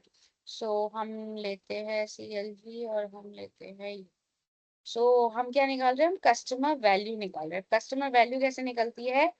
Average purchases multiply by number of purchases, जितनी भी परचेजेस करी। तो मैं उसको बहुत शॉर्ट में लिखती हूँ। तो एवरेज परचेजेस, जैसे अभी मैंने जो एग्जांपल बताया था, जैसे सपोज करो कस्टमर 1000 रुपए का एवरेज परचेज करता है। अब ये एवरेज है, ये एक्चुअल परचेज नहीं है। हो सकता है कस्टमर ने 1200 का किया हो सकता है कस्टमर ने 800 का किया हो, बट हम एक एवरेज अंदाजा लगा रहे हैं कि हाँ 1000 रुपए तक का वो ऑर्डर हमारे लिए करता है। 1000 रुपए मल्टीप्लाई बाय वो कितनी बार ऑर्डर करता है। तो जैसे सपोज करो वो महीने में 5 बार करता है, तो ये उससे आ जाएगा। वो साल में 50 बार करता है, ये उससे आ जाएगा। सो इट विल डिपेंड, आप ईयरली निकाल रहे हो, मंथली निकाल रहे हो, एंड उससे ये फिर आपकी फिगर कैलकुलेट हो जाएगी। सो अब हम दोबारा नोट्स पे चलते हैं। So it is like average purchase value multiply by number of, ये भी देखो एवरेज है। मतलब दिस एंटायर टॉपिक, ये जो सीएलबी वाला है ना, ये एस्टिमेट पे चलता है, क्योंकि एक्चुअल तो कोई भी नहीं बता सकता ना। अब जैसे अगर मैं कस्टमर हूँ जेप्टो की, जेप्टो अंदाजा ही तो लगा सकता है ना कि मैं कितने बजे क्या खरीदूंगी। अब वो जरूरी तो नहीं है ना कि मैं सच में उस टाइम पे वो चीज खरीदूं। हो सकता है मैं जेप्टो से ना खरीदूं, मैं फ्लिपकार्ट से मंगा लूं। और ही मतलब दिस इज व्हाट एवरेज पे चलता है, और एवरेज में हमेशा हम एक मार्जिन ऑफ एरर रखते हैं जो 2 से 3%, 5% हो सकता है हर कंपनी। फिर कस्टमर लाइफ टाइम वैल्यू, तो अब आपने कस्टमर वैल्यू निकाल लिया, तो उसको निकालने के लिए फिर आप जो कस्टमर वैल्यू निकला उसको एवरेज कस्टमर लाइफ स्पैन से मल्टीप्लाई कर दोगे। तो एवरेज कस्टमर लाइफ स्पैन मतलब पूरा जितना, जैसे 10 साल का रिलेशन, 20 साल का रिलेशन, 30 साल का रिलेशन, तो वो है। अब कोई क्वेश्चन मुझसे पूछ सकता है कि मैम क्या फिर हमें ये वाला फॉर्मूला भी पता होना चाहिए? कौन सा फॉर्मूला है ये वाला, कस्टमर वैल्यू का फॉर्मूला? देखो, लर्न कर सकते हो तो कर जाना, नहीं कर सकते हो तो कोई दिक्कत नहीं है, एटलीस्ट ये वाला फॉर्मूला तो कर ही जाना। नाउ माय आंसर, मतलब एक बहुत सिंपल सी बात मैं कह रही हूँ, जितना आप एक्स्ट्रा पढ़ सकते हो वो तो बहुत अच्छी बात है कि आप ये फॉर्मूला भी लर्न करके जाओ और उसकी डिटेल्स भी लर्न करके जाओ, बट अगर आप नहीं कर सकते, आप कहते हो नहीं इतना मैं मैथ्स में अच्छा नहीं हूँ, इतना मैं नहीं इकोनॉमिक्स में अच्छा हूँ, तो कोई दिक्कत नहीं, आप एटलीस्ट ये बेसिक फॉर्मूला याद करके जाओ, कि आपको बेसिक फॉर्मूला पता होना चाहिए if you don't know the advance formulas. So that is what मैं समरी, तभी मैंने उधर मोस्ट इंपॉर्टेंट लिखा है, और आगे मैंने चीजें समझाई जरूर है, but you can skip it if you can not learn it. तो जबरदस्ती रट्टा मारने से तो अच्छा है, नहीं आ रहा तो छोड़ दो, और अगर कर सकते हो तो बहुत अच्छी बात है। सो दैट मीन्स पूरा टॉपिक आपको अच्छे से पता है। So customer life time value के अंदर और सब चीजें क्या आती है वो देखते हैं। सो अब एवरेज परचेज जिसकी हम बात करें, तो एवरेज परचेज हम कैसे निकालते हैं? Divide your companies total revenue in a period, मतलब एक साल के लिए, by the number of purchases of that period. तो कंपनी एस्टिमेट्स कैसे लगाती है? अब हम ये देख रहे हैं कंपनी एस्टिमेट्स लगाती है ना, एवरेज पे चल रहा है, तो वो एवरेज कैसे आया? कस्टमर एवरेज कैसे आया? एवरेज परचेज पर मतलब वो वैल्यू कैसे आई एवरेज परचेज वैल्यू की? जितना भी कंपनी का टोटल रेवेन्यू है उसको नंबर ऑफ ऑर्डर से कंपनी ने डिवाइड कर दिया। जैसे सपोज करो कंपनी का टोटल रेवेन्यू है 50 लाख, 1 करोड़, और ऑर्डर्स कितने आए? 1 लाख, तो 1 crore divided by 1 lakh, value निकाल दो। 50 लाख डिवाइडेड बाई 50,000, वैल्यू निकाल दो। सो ये एक आपको एक अंदाजा, मतलब एक एस्टिमेट देने की कोशिश करते हैं कि आपका कितना नंबर आएगा। सो इससे आप क्या इससे आप क्या मतलब एनालाइज कर सकते हो? जैसे अभी हर्षाली ने क्वेश्चन पूछा था ऑब्जर्वेशंस क्या आएंगी, तो इससे अपॉर्चुनिटी, मतलब इससे आपको ऑब्जर्वेशन ये मिलती है that what are the opportunities जिससे आप हर ट्रांजैक्शन की वैल्यू को बढ़ा सकते हो। कि सपोज आपका अभी एवरेज परचेज वैल्यू 1,000 रुपए आ रहा है, तो फिर कहाँ मौका है इस 1,000 रुपए को बढ़ाने का? कहाँ मौका है इस 1,000 को 2,000 तक पहुंचाने का, 5,000 तक पहुंचाने का? फिर new options for cross selling and upselling. Cross selling upselling अभी नहीं मीनिंग पता, बट हाँ, कि कहाँ मौका है क्रॉस करने का या अपसेल करने का। फिर कहाँ मौका है प्राइसिंग या पैकेजिंग पे काम करने का? तो कोई जगह होता है रीजंस हमारे प्रोडक्ट में नहीं होता, उसकी प्राइसिंग ज्यादा होती है या उसकी पैकेजिंग अच्छी नहीं होती, तो कहाँ मौका है उनको अच्छा करने का? सो हर मतलब वैल्यू जब आप निकालोगे ना, मतलब जैसे आपने ये वैल्यू निकाली, तो ये भी आपसे कुछ बोलेगी, ये भी आपको कुछ बताएगी, और वो क्या बता रही है वो इन पॉइंट्स में आप समझाया गया है। फिर दूसरा इसके चैलेंजेस क्या है, कि मतलब अब जब इस पे काम कर रहे होगे तो ऐसा तो है नहीं सब कुछ बहुत आसान होगा, कुछ डिफिकल्टीज भी आएंगी, तो वो डिफिकल्टीज में आपके पास क्या आएगा? Getting accurate and comprehensive data will be always a challenge. तो टोटल रेवेन्यू निकालना आसान है, but then total number of orders कई बार निकालना मुश्किल होता है, तो उसके पीछे मैं रीजन बताती हूँ क्या रीजन है। आप कहोगे मैम सब तो इंटरनेट पे है तो क्या मुश्किल आएगी? मुश्किल ये आएगी, इंटरनेट वाला डेटा तो मिल जाएगा, मतलब जो जो चीजें ऑनलाइन वाला है ना, वो डेटा तो आपको मिल जाएगा, उसमें प्रॉब्लम नहीं आएगी। प्रॉब्लम आएगी कि हिंदुस्तान सिर्फ ऑनलाइन काम नहीं करता, हिंदुस्तान की मार्केटिंग आज भी लोकल दुकानदारों के पास होती है, लोकल किराने वालों के पास भी होती है।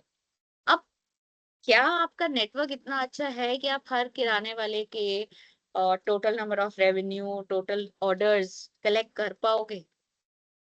मतलब पहली बात तो है that if you can do it good, and if you do it क्या वो एक्यूरेट होगा? मतलब आपके पास इतना फुल प्रूफ सिस्टम है कि हर किराने वाले से जो आप नंबर लेकर आ रहे हो वो वैलिडेटेड है, वो एक्यूरेट है, उसमें कोई गलती नहीं हो सकती।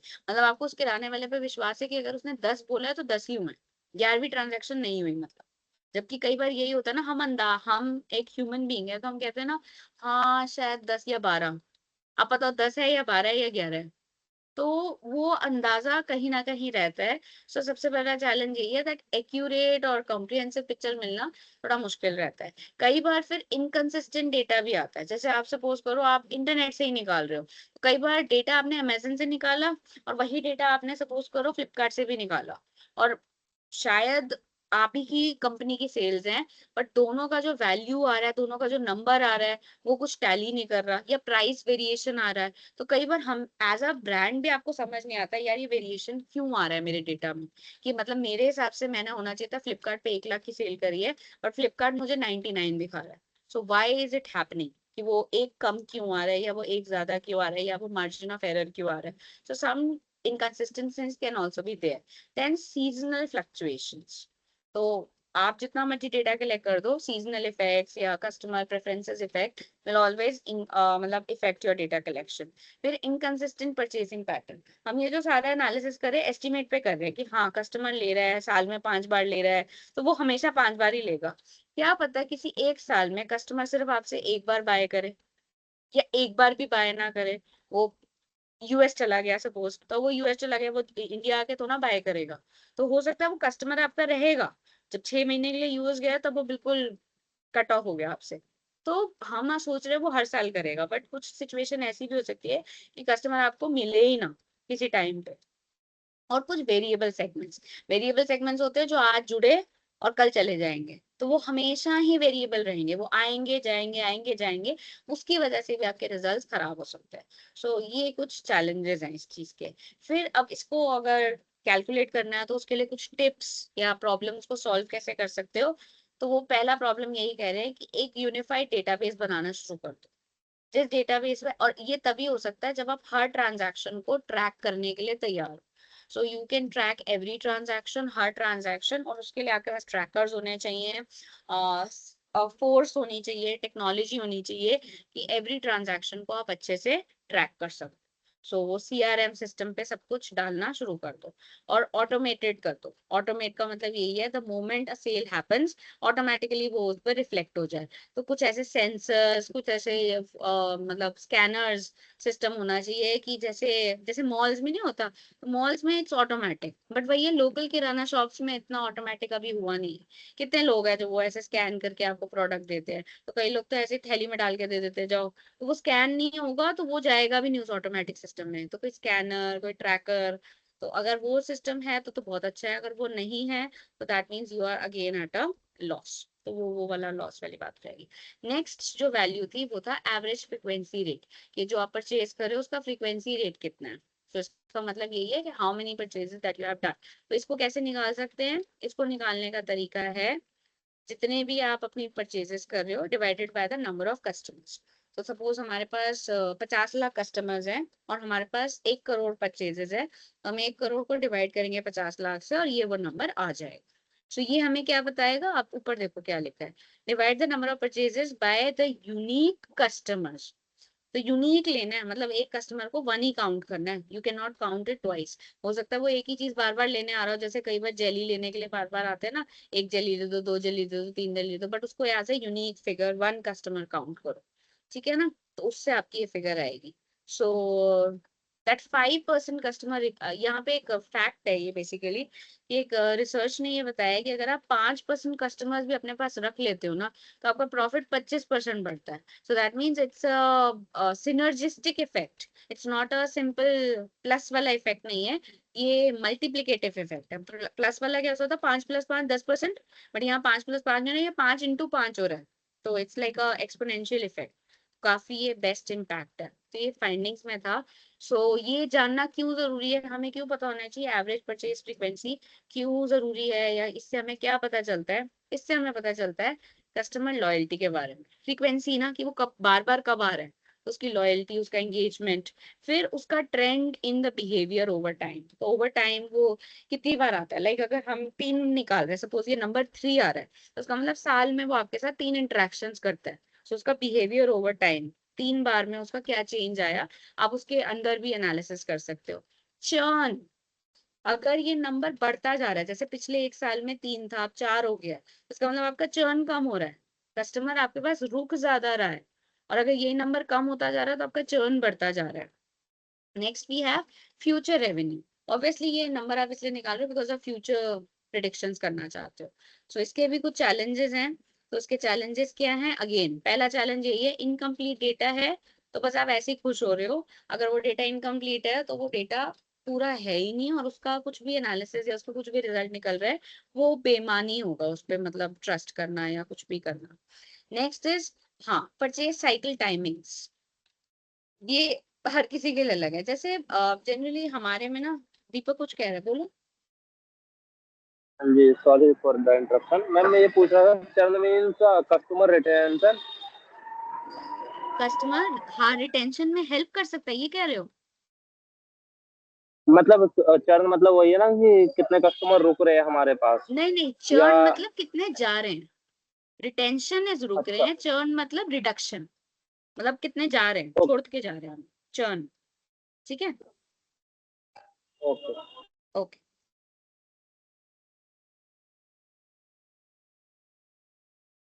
तो मैं ये पॉइंट बता रही थी, हाँ, साइकिल टाइमिंग्स वाला पॉइंट था। अब ये साइकिल टाइमिंग्स का मतलब क्या है? जैसे ना, एक ना धारणा बनी होती है, जैसे नवरात्रों में लोग नई चीजें खरीदते हैं, फिर दिवाली के आसपास लोग नई चीजें खरीदते हैं। ठीक है, मतलब ऐसे हमारे थॉट्स होते हैं कि इंडस्ट्री में ऐसे ही चलता है ना, कि हाँ, अब नवरात्रे आ गए, अब लोग नई गाड़ी खरीदेंगे, दिवाली के टाइम पे लोग नई गाड़ी खरीदेंगे, नया टीवी खरीदेंगे। ये हमारे सेट पैरामीटर्स होते हैं। बट देन हर कोई ऐसा नहीं होता। देर आर पीपल जो, जैसे हम बोलते हैं ना, अब गर्मी आ गई, अब सब एसी खरीद लेंगे। अरे बट कई लोग ज्यादा समझदार होते हैं, वो सर्दियों में ही खरीद के रख लेते हैं। तो वो परचेज साइकिल टाइमिंग बदल गया ना। ये हम तो सोच रहे हैं वो साइकिल टाइमिंग होना चाहिए मई में, जून में होना चाहिए, बट उन्होंने उसको दिसंबर में ही खरीद के रख लिया। So that could effect also your data. तो हम सोच रहे हैं कि वो साइकिल टाइमिंग्स के अकॉर्डिंग डेटा है, बट समटाइम्स वो ऊपर नीचे भी आता है। फिर दूसरा क्या है, चेंजिंग कस्टमर बाइंग पैटर्न।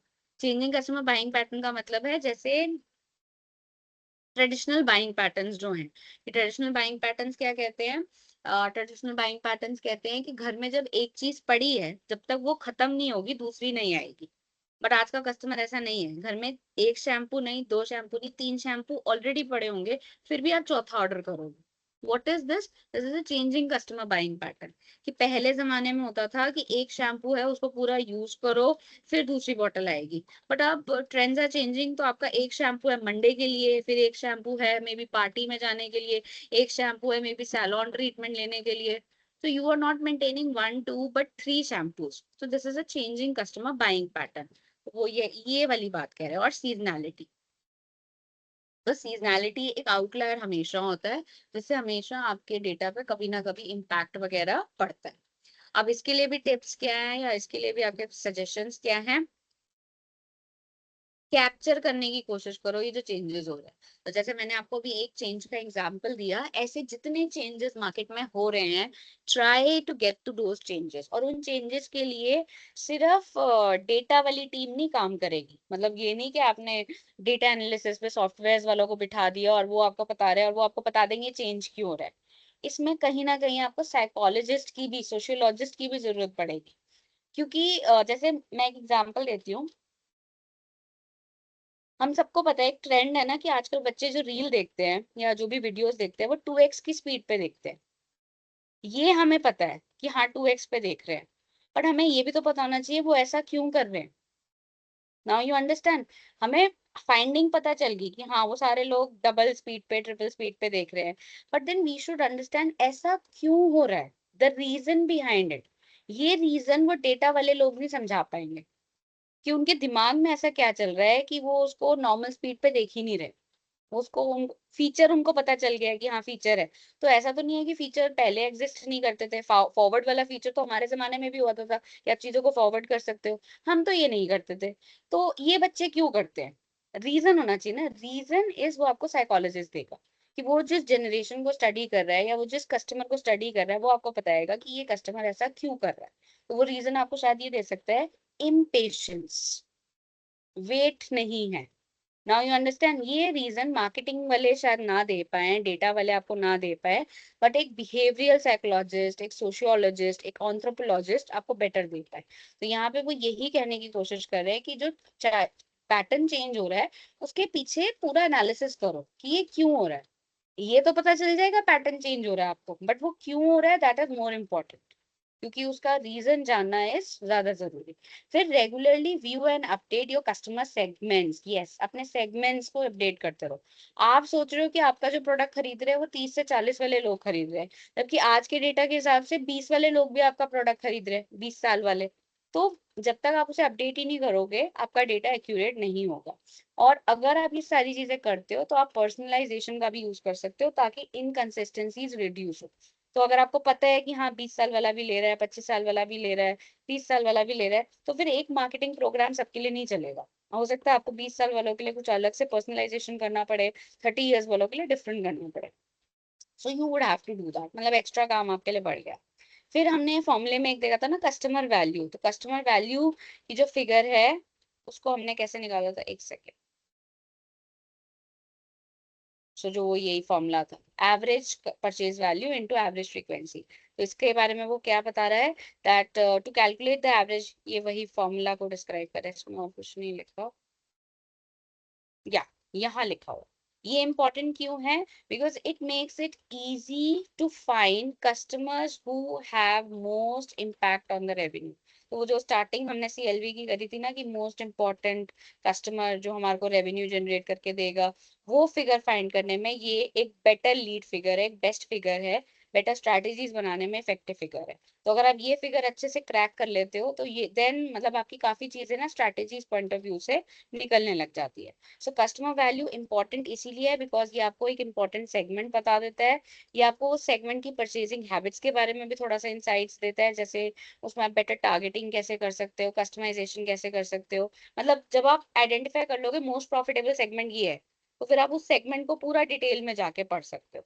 सो वो कहते हैं ना कि स्टार्टिंग आपने एक बहुत ब्रॉड सेगमेंट से करी होगी, बट अगर आपने एक नैरो सेगमेंट को आइडेंटिफाई कर लिया है तो फिर आप उस नैरो के डेप्थ में जा सकते हो। So you can go more into the detail of it, nuances of इसमें आप जा सकते हो उसके अंदर।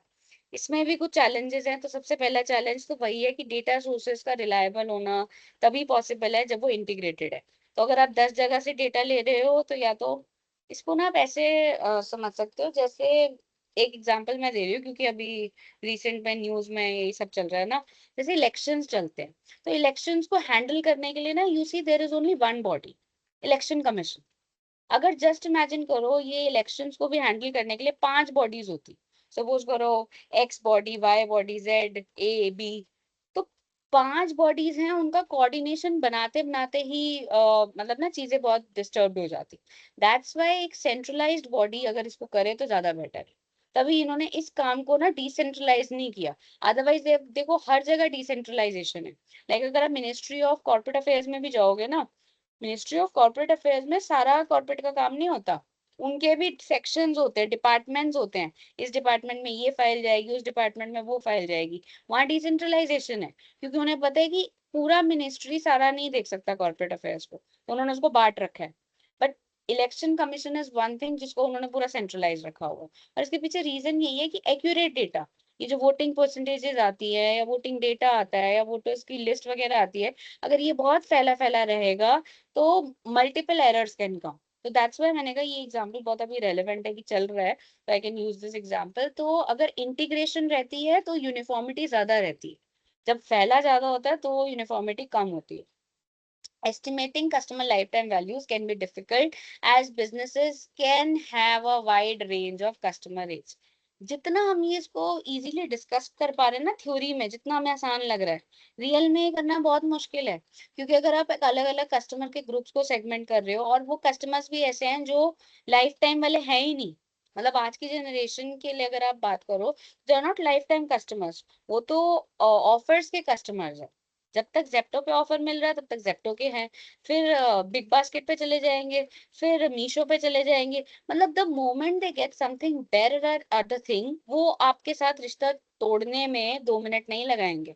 सो वो लॉयल्टी के बेसिस पे है ये पूरा कॉन्सेप्ट। तो जब लॉयल्टी ही नहीं है, जैसे अभी वो दीपक ने चर्न पूछा था, चर्न ही इतना हाई है, तो ये पूरा कॉन्सेप्ट बेईमानी है। तो दैट्स वाई वो कहने की यही कोशिश कर रहे हैं दैट वाइड कस्टमर सेगमेंट के अंदर ये चीज को करना is hell of a task.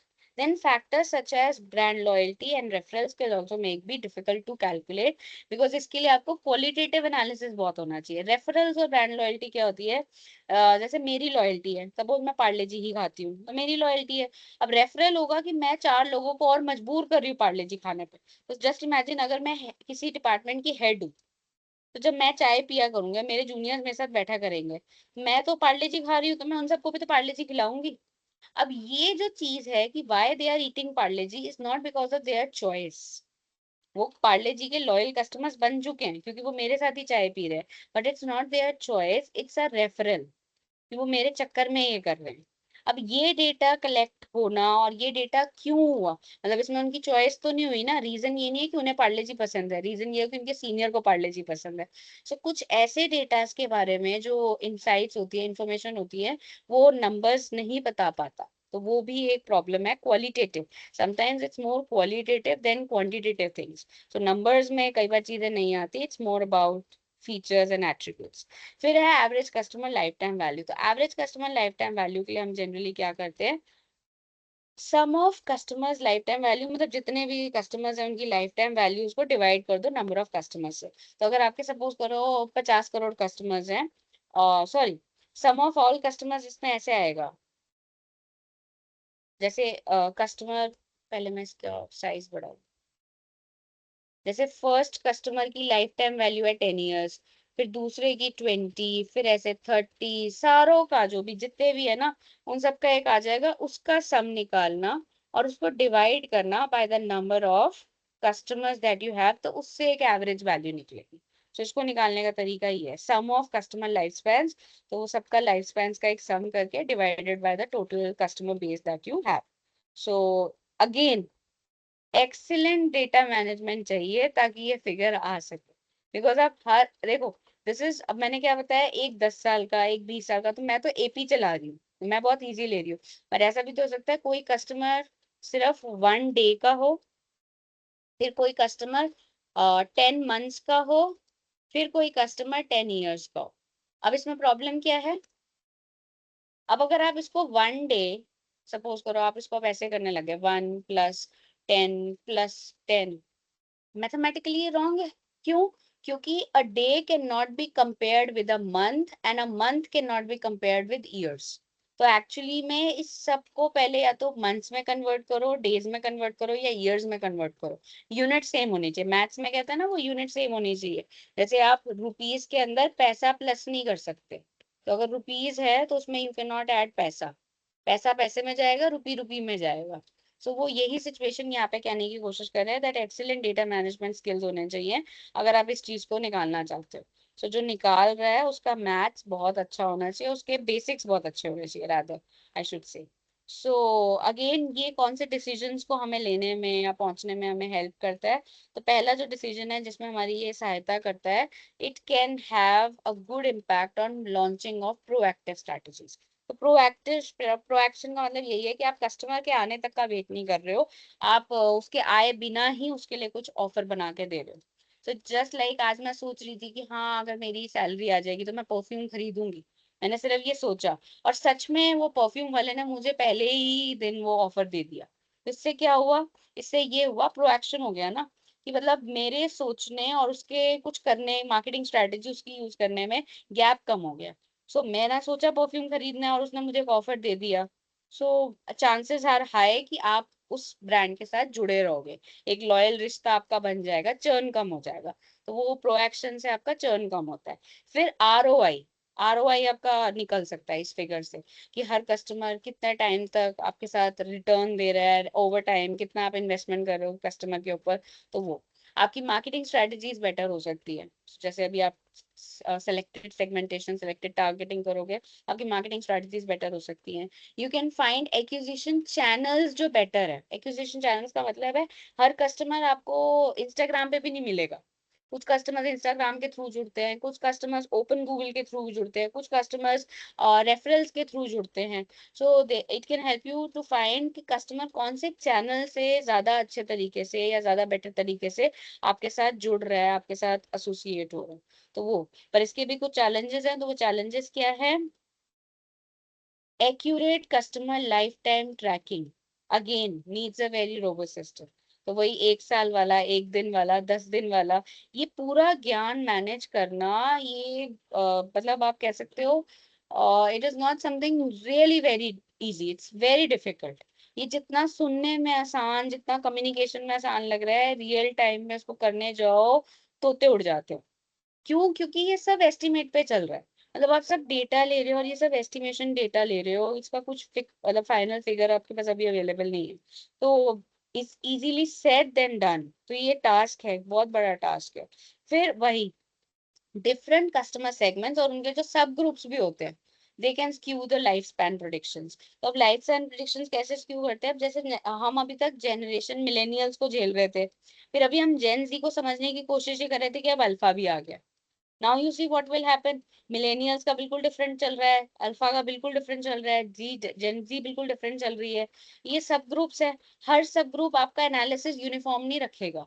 तो आपको एक्चुअली 3 एनालिसिस करने पड़ेंगे। तो पहले एक एनालिसिस पे काम चल जाता था। अब जितने सब ग्रुप्स होंगे, जितनी सेगमेंटेशन होंगी, उतना डीपर एनालिसिस आपको करना पड़ेगा।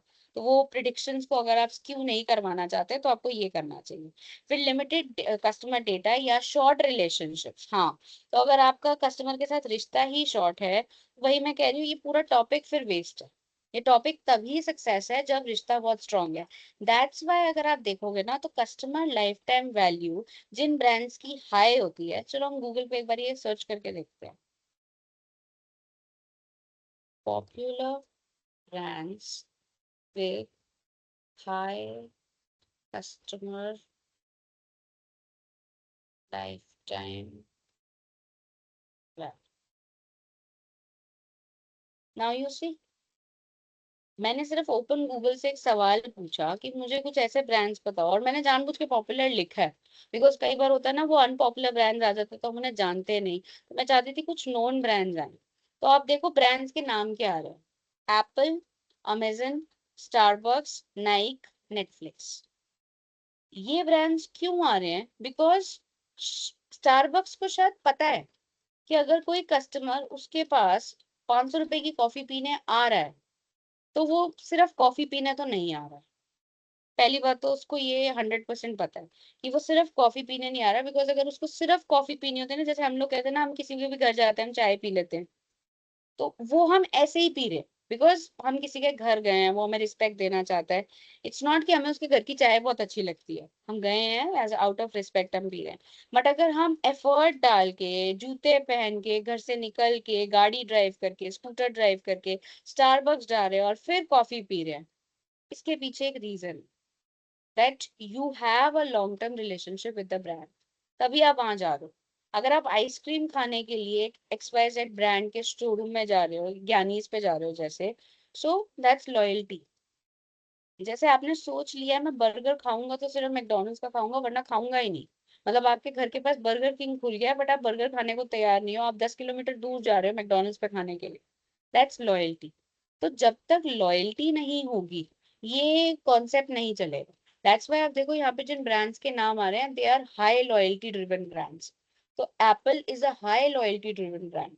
तो जो एप्पल लेता है, मैंने शायद ये क्लास में बहुत बार एग्जांपल दिया है, वो एप्पल अपग्रेड ही करता है, लाइक 15 टू 16, 16 टू 17। वो एप्पल से नीचे जाता है तो उसको खुद लगता है मेंटली कि है मेरी तो डिमोशन हो गई। और ये कल सरसरी की बात है, जैसे I was just standing some people के साथ, और शायद उनके पास एप्पल्स ही थे, सो दे वर लाइक डिस्कसिंग कि किसके फोन से फोटो खींचे। तो उन्होंने ये कहा कि तुम्हारा कौन सा है, तो उसने कहा मेरा 16 है, यदि तुम्हारा तो बेटर है, मैं भी अब यही लूंगी। उसका शायद 14 था। नाउ यू सी, सो ये है लॉयल्टी। इसके लिए कोई मैथ्स नहीं चाहिए कंपनी को, इसके लिए कुछ कंपनी ने कुछ किया हुआ ऑलरेडी कि ये चीज चल रही है। बट हाँ, एनालिटिक्स में ये मैथ्स जरूर काम आएगी कि how you can increase this loyalty and all those things. तो वो यही कहने की कोशिश कर रहा है कि अगर रिलेशनशिप ही छोटा होगा तो ये सब बकवास है। बट अगर रिलेशनशिप एक बार आपने बिल्ड कर लिया, आपने स्ट्रॉन्ग बैंड बना ली, तो फिर आपके काम का पूरा टॉपिक है।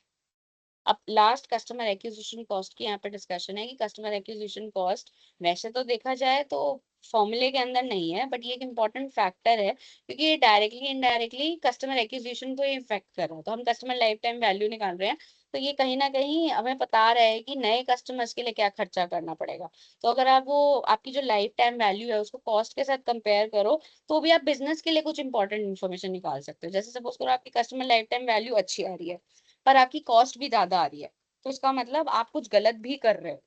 तो आपको कोशिश ये करनी चाहिए कि आप अपनी कॉस्ट धीरे धीरे कम करो, ताकि उस एक्स्ट्रा लाइफ टाइम का आपको फायदा है। अब जैसे कुछ ब्रांड्स के साथ हम ये कर सकते हैं, जैसे एप्पल, स्टार्टिंग में एप्पल की कस्टमर एक्विजिशन कॉस्ट भी ज्यादा थी स्टार्टिंग में, आज की बात नहीं कर रही। शायद हो सकता है इंडिया में आज भी उसकी कॉस्ट ऑफ एक्विजिशन कस्टमर की ज्यादा हो, क्योंकि इंडिया में अभी भी वो, इंडिया आप नोटिस करा करो, ये एप्पल के जितने लोग बयान देते हैं ना, जो लीडर्स होते हैं, वो हमेशा ये बोलते हैं, we are very positive on India, we are very positive on India, we are very positive. वो इसका मतलब क्या है, अभी भी उन्हें पता है कि यूएस में तो हम बहुत बेच चुके हैं, एडवांस कंट्रीज में हम बहुत बेच चुके हैं, चाइना में हम बहुत बेच चुके हैं, बट इंडिया में अभी भी ऐसे बहुत लोग हैं जो एप्पल अभी नहीं खरीद पा रहे हैं। तो उनके लिए हमें एप्पल बनाने हैं, उनके लिए हमें एप्पल के मॉडल्स बनाने हैं, ताकि वो लोग भी एप्पल को एक्सेस कर सके। So that can help you in दो स्ट्रेटजीज। तो इसको आप कैसे यूज कर सकते हो, you can decide what marketing and what sales strategies are effective for you. You can use your distribute your resources very wisely, तो अपने रिसोर्सेज को आप वेस्ट करने से बचा सकते हो। And you can find the best opportunity जिससे आप कस्टमर रिटेंशन और एक्विजिशन कर सको। तो कस्टमर जाए ना आपके पास ही रहे for always and always, that you can also do.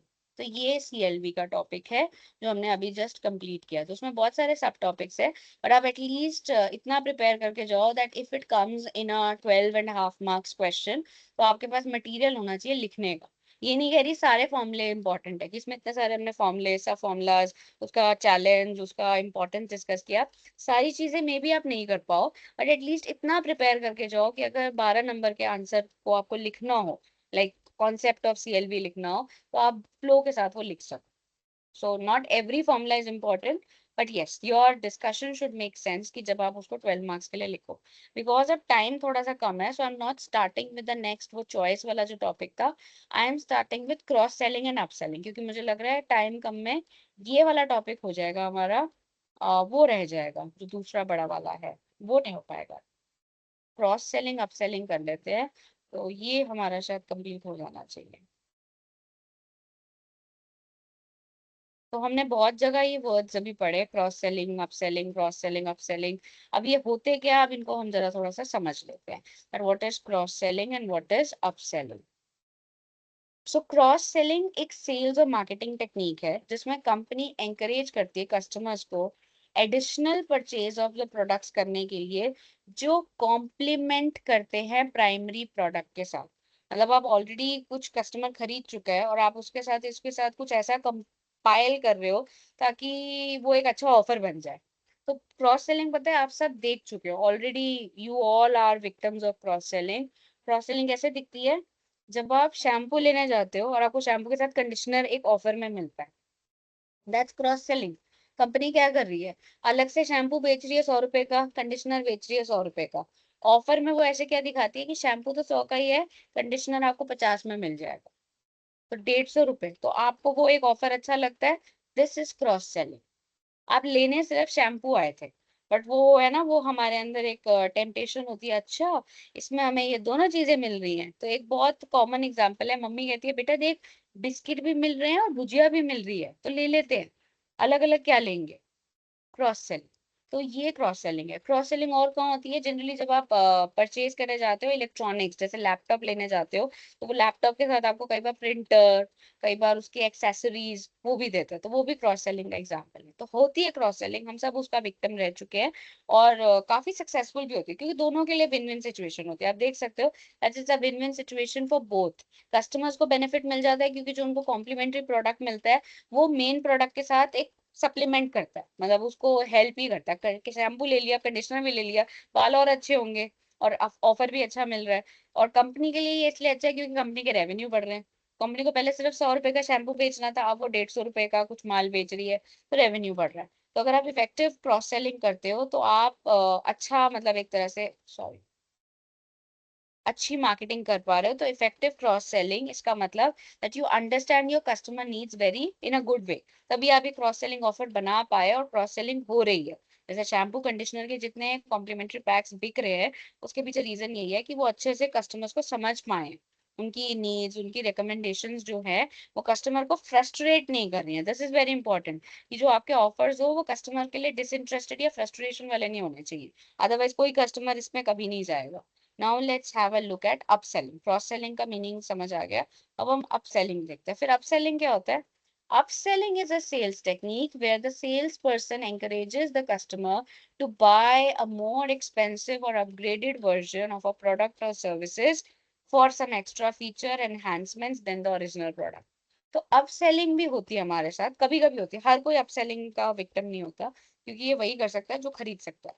तो अपसेलिंग इज जैसे आप गाड़ी के शोरूम में गए और आपने कहा that okay I want to buy a car 5 lakhs, तो आप अपना बजट बना के कहते कि मुझे 5 लाख की गाड़ी खरीदनी है। आपने देखा, और देखो ये तो लॉजिक की बात है कि अगर आप 5 लाख की गाड़ी लेने जा रहे हो तो आपको 5 लाख वाले ही फीचर्स मिलेंगे, बेस वर्जन मिलेगा आपको एक तरह से। बट देन फिर वो जो सेल्स पर्सन होता है ना, वो बड़ा शातिर होता है, वो भाप लेता है कि क्या ये कस्टमर ज्यादा पैसे दे सकता है नहीं दे सकता, ये सिर्फ 5 लाख ऐसे घर से पापा की वजह से बोल रहा है या लोन की वजह से बोल रहा है, उसके पास एक्चुअली पैसे है। तो वो आपको कहेगा सर मैं आपको इससे एक बेटर चीज दिखाता हूँ, आओ। उसका सेकंड वर्जन दिखाएगा, वो बेस से ऊपर वाला जो मॉडल होगा। सो देखो इसमें आपको एयर बैग मिल जाएगा, इसमें आपको ये ऑटोमेटिक ड्राइव मिल जाएगा और विंडो मिल जाएगी, ये फलाना फलाना फलाना, बहुत सारी चीजें बताएगा और आपका मन ना ललचाएगा। वाओ, यार इसमें तो ये भी है, इसमें विंडो ऐसे अप डाउन हो जाती है, इसमें रूफटॉप है। Oh you see the things, obviously महंगी है तो चीजें भी एडवांस फीचर्स होंगे। And then you are in the trap and then you end up buying a upper model. So you went to buy a 5 lakh car, but you actually bought a 7.5 lakh car. And why that happened? This is something called upselling. तो ये upselling है जिसमें customer को उन्होंने convince कर लिया है higher वाली चीज लो, वो ज्यादा बेटर है, वो ज्यादा फायदे में। सो क्रॉस सेलिंग में आप क्या कर रहे थे, रिलेटेड प्रोडक्ट्स खरीद रहे थे। अब सेलिंग में उसी सेम प्रोडक्ट का आप एक हायर वर्जन खरीदते हो। तो इफेक्टिव अपसेलिंग भी एक तरह से एक गुड अंडरस्टैंडिंग है जो कर रहा है कस्टमर प्रेफरेंसेस का। तो मैंने कहा ना यहाँ पे वो सेल्समैन बहुत अच्छा है जिसने अपसेलिंग कर दी। दैट पुशी नहीं होना है, पुशी होना गड़बड़ हो जाएगा कि अगर आप कस्टमर के पीछे चेपी हो जाओगे ना, पुशी इज चेप होना। चेप नहीं होना है कि नहीं नहीं आप ले ही लो सर, आप फटाफट ले लो, आप मेरी मानो आप ले लो, वो नहीं होना है, क्योंकि फिर तो कस्टमर को लगेगा इसका कुछ मतलब है, ये जानबूझ के मुझे दे रहा है। आपको कस्टमर के ऊपर मतलब बंदूक रख के करना है कि उसको आपने ल्योर करना है कि सर आपकी फैमिली है, फीचर्स आपको देखो बेटर मिल रहे हैं, बाकी आपकी मर्जी है, बाकी आपकी मर्जी है। वो इस तरीके से ही बात करते हैं। So that kind of a thing, तो वो अपसेलिंग है बेसिकली। सो अब एक बार दोनों का डिफरेंस देख लेते हैं, क्रॉस सेलिंग अप सेलिंग का। सो क्रॉस सेलिंग में आपको एडिशनल प्रोडक्ट मिलता है शैम्पू कंडीशनर, अप सेलिंग में आपको एक higher version of the product मिलता है। इसमें जो आप प्रोडक्ट खरीदते हैं वो कॉम्प्लीमेंट्री होता है मेन परचेज के साथ, तो शैम्पू के साथ कंडीशनर कॉम्प्लीमेंट्री, इसमें वो अपग्रेड ही हो गया, पूरा एक नया वर्जन आ गया। इसमें कस्टमर एक्सपीरियंस एनहांस हो रहा है, दोनों चीजें मिल रही हैं। इसमें कस्टमर को प्रीमियम फीचर्स मिल रहे हैं। इसमें कस्टमर का ऑर्डर वैल्यू बढ़ रहा है, तो वो पहले एक चीज ले रहा था 1 अब 2 हो गया। इसमें उसका ऑर्डर, इसमें आप कह सकते हो इसमें ऑर्डर वैल्यू नहीं, वर्ड आएगा वैल्यू यहाँ पे आएगा, इसमें आएगा कस्टमर का ऑर्डर साइज बढ़ रहा है, कि वो पहले 1 चीज लेने आया था वो 2 चीज लेके जा रहा है, मतलब थैली में उसके 2 गुड्स होंगे। और यहाँ पे उसका ऑर्डर वैल्यू बढ़ रहा है क्योंकि वो 5 लाख की कार लेने आया था वो 7.5 की लेके जा रहा है। सो ये चीज। अब क्वेश्चन आता है कि फिर एनालिटिक्स में इसको कैसे यूज करेंगे, तो analytics and cross selling upselling कैसे। तो एनालिटिक्स के अंदर अगर आपको क्रॉस सेलिंग करनी है तो आप डेटा एनालिसिस से पता लगा सकते हो कि कस्टमर्स को कौन सी चीजें पेयर में लेना पसंद है, उनकी वही हिस्ट्री देख के, डेमोग्राफिक इन्फॉर्मेशन देख के। आप उनके मार्केट बास्केट एनालिसिस का यूज कर सकते हो। तो देखो हमने यूनिट 3 में मार्केट बास्केट एनालिसिस पढ़ा था कि कौन सी चीजें कॉम्बिनेशन में खरीदी जाती है, एंड उसी के बेसिस पे आप ये क्रॉस सेलिंग ऑफर्स बना सकते हो। सेगमेंटेशन एनालिसिस हमने यूनिट 2 में किया था कि कौन सा सेगमेंट क्या क्या चीजें लेना पसंद करता है, उस सेगमेंट के लोगों को क्या पसंद है, उसके बेसिस पे भी आप इनके लिए ऑफर्स क्रिएट कर सकते हो।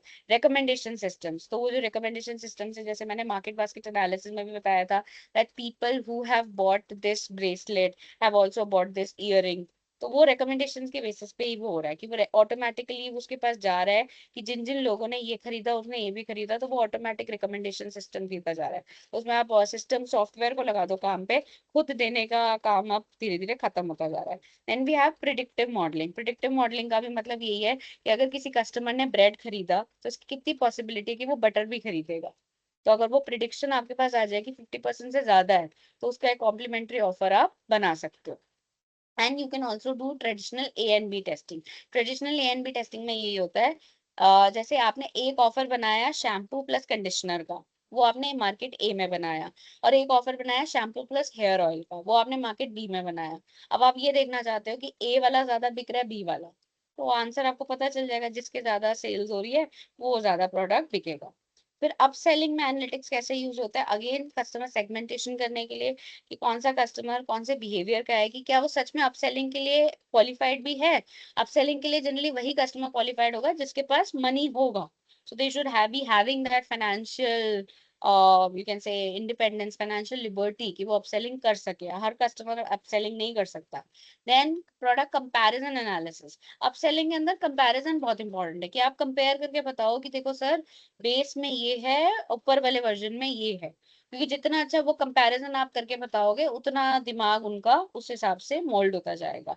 Then customer life time value. Generally upselling वही लोग ज्यादा प्रेफर करते हैं जो आपके लॉयल कस्टमर्स होते हैं, वही आपकी तभी बात मान रहे हैं ना। कोई पहली बार ही आया और टाटा का शोरूम वाला कहे नहीं नहीं सर पंच मत खरीदो, पंच वो खरीदो, सीएनजी खरीद लो, वो तो भाग ही जाएगा, वो कहेगा जबरदस्ती कंपनी मुझे महंगी गाड़ी बेच रही है। तो जो लॉयल कस्टमर है, जो आपके पास बार बार आ रहा है, और जनरली आप नोटिस करा करो अपसेलिंग चलती भी ना पुराने कस्टमर्स के साथ ही है। तो जैसे अगर आपके पापा किसी किराने वाले से दुकान लेते हैं, तो आपके पापा अगर उस किराने वाले से कोई महंगा प्रोडक्ट ले आएंगे ना, उन्हें उसका गम भी नहीं लगेगा। क्यों? क्योंकि उन्हें उस किराने वाले पे ट्रस्ट है, जो हर लाइफ टाइम वैल्यू है उनकी, कि वो मुझे धोखा नहीं देगा, वो मेरे साथ गलत नहीं करेगा। सो यहाँ पे वो यही चीज सिचुएशन बताने की कोशिश करे, लाइफ टाइम वैल्यू के साथ इसको अगर क्लब करे तो ज्यादा बेटर रिजल्ट आता है। फिर देन प्राइस सेंसिटिविटी, मैंने कहा ना दैट अगर कोई कस्टमर बहुत प्राइस सेंसिटिव है तो वो अपसेलिंग में नहीं जाएगा। जिसको एक एक रुपए से फर्क पड़ रहा है, जिसको 50-50 हजार गाड़ी की वैल्यू से फर्क पड़ रहा है, वो अपसेलिंग के लिए कभी नहीं जाएगा। सो पीपल जो ज्यादा प्राइस सेंसिटिव नहीं होंगे, they can become good targets of upselling। Personalisation तो चाहिए ही चाहिए, क्योंकि अपसेलिंग करोगे तो हर किसी का अलग होता है। लाइक कई लोग अपसेलिंग इसलिए करते हैं क्योंकि उन्हें लगता है क्वालिटी अच्छी है, फिर कई लोग अपसेलिंग इसलिए करते हैं क्योंकि उन्हें लगता है फीचर्स अच्छे हैं। सो वो पर्सनलाइजेशन की यहाँ पे बात हो रही है कि किसके लिए क्या वर्क कर जाए वो हम नहीं कह सकते। And conversion rate analysis, that how many people are actually converting, मतलब वो कितने लोग आए थे जो बेस लेने आए थे और अपर लेके गए। तो अगर ये कन्वर्जन रेट किसी कंपनी का ज्यादा है तो इसका मतलब उसका अपसेलिंग स्ट्रांग है। और अगर किसी का कन्वर्जन रेट है ही 1-2% तो दैट्स वेरी नॉमिनल। तो ये तो तुक्का लग जाता है कि हाँ कहीं ना कहीं तो कोई आता ही है कि जो सस्ती नहीं महंगी चीज लेके जाता है। सो यहाँ पे कुछ सिनेरियोज है, एग्जांपल्स है बेसिकली।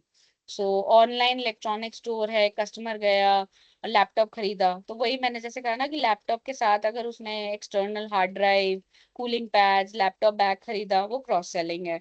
और अगर वो एक मिड रेंज लैपटॉप से हाई एसएसडी वाला, हाई रैम वाला, फास्टर प्रोसेसर वाला लैपटॉप लेता है, तो वो अपसेलिंग है। तो ये एक एग्जांपल इसमें दिया होगा। Then how do you measure cross selling and upselling, है अभी टाइम तो कर लेते हैं। क्रॉस सेलिंग एंड अपसेलिंग का मतलब यही कन्वर्जन रेट। तो अभी हम ऊपर कन्वर्जन रेट की बात कर रहे थे ना, तो वही है how many people converted. So number of cross selling conversions या नंबर ऑफ अपसेलिंग कन्वर्जन्स, जो भी आप निकाल रहे हो, divided by total number of cross sales. तो कितने लोगों ने क्रॉस सेल किया, मतलब कितने लोग उस ऑफर वाली चीज को लेके गए, versus total number of customers जिनको आपने वो ऑफर दिया था।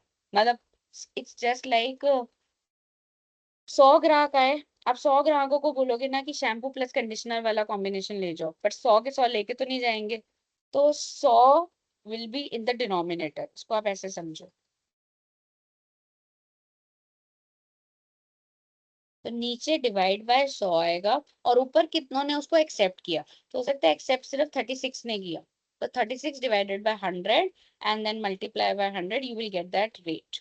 तो वो क्रॉस सेलिंग रेट आ गया। इसी तरीके से अप सेलिंग रेट, कि अगेन आपने 100 लोगों को ऑफर दिया था कि अपर वर्जन ले लो, बट 100 ने ले लिया, उसमें से 18 ने लिया, तो 18 divided by 100 you get the upselling conversion rate. फिर next we have average transaction value. तो ट्रांजैक्शन कितने की हुई, लाइक क्रॉस सेलिंग में मैं एग्जांपल दे रही थी ना, 150 रुपए का ऑफर, उसका एवरेज ट्रांजैक्शन 150 रुपये आया। अब सेलिंग का फिर ट्रांजैक्शन वैल्यू कितना आया, लाइक 2.5 लाख का डिफरेंस आया। तो 5 लाख की गाड़ी की जगह 7.5 लाख लेके गया, तो वो ट्रांजैक्शन कितना वैल्यू आया।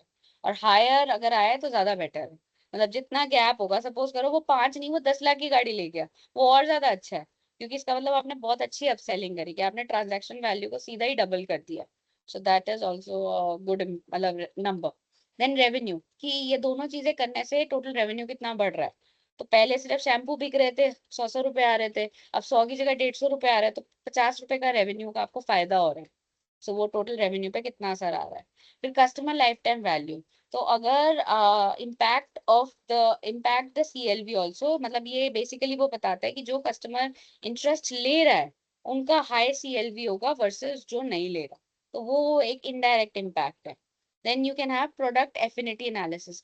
एफिनिटी एनालिसिस का मतलब होता है कौन से प्रोडक्ट्स को साथ में बंडल किया जा सकता है। एफिनिटी इज जैसे मिलाप, मतलब मिलन जैसे।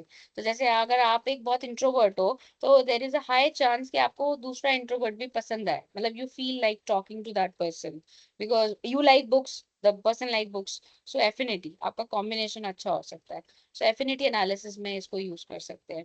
Then churn rate, churn rate मतलब वही है कि ऑफर लेने के बाद कितने लोग छोड़ के चले गए। मतलब जैसे उन्हें कोई ऑफर, जैसे शैम्पू वाला चीज उन्होंने आपके कहने पे ट्राई करी बट वो अच्छा नहीं था, तो वो अब आपकी दुकान पे ही नहीं आ रहे, तो वो चर्न रेट निकालने का मतलब है how many stayed loyal and how many actually went away from you. Then customer satisfaction and feedback, तो ये ऑफर देने के बाद उनसे पूछो, were you satisfied, what was your feedback. If the feedback was good then it's okay, if the feedback was not good then it's not so okay.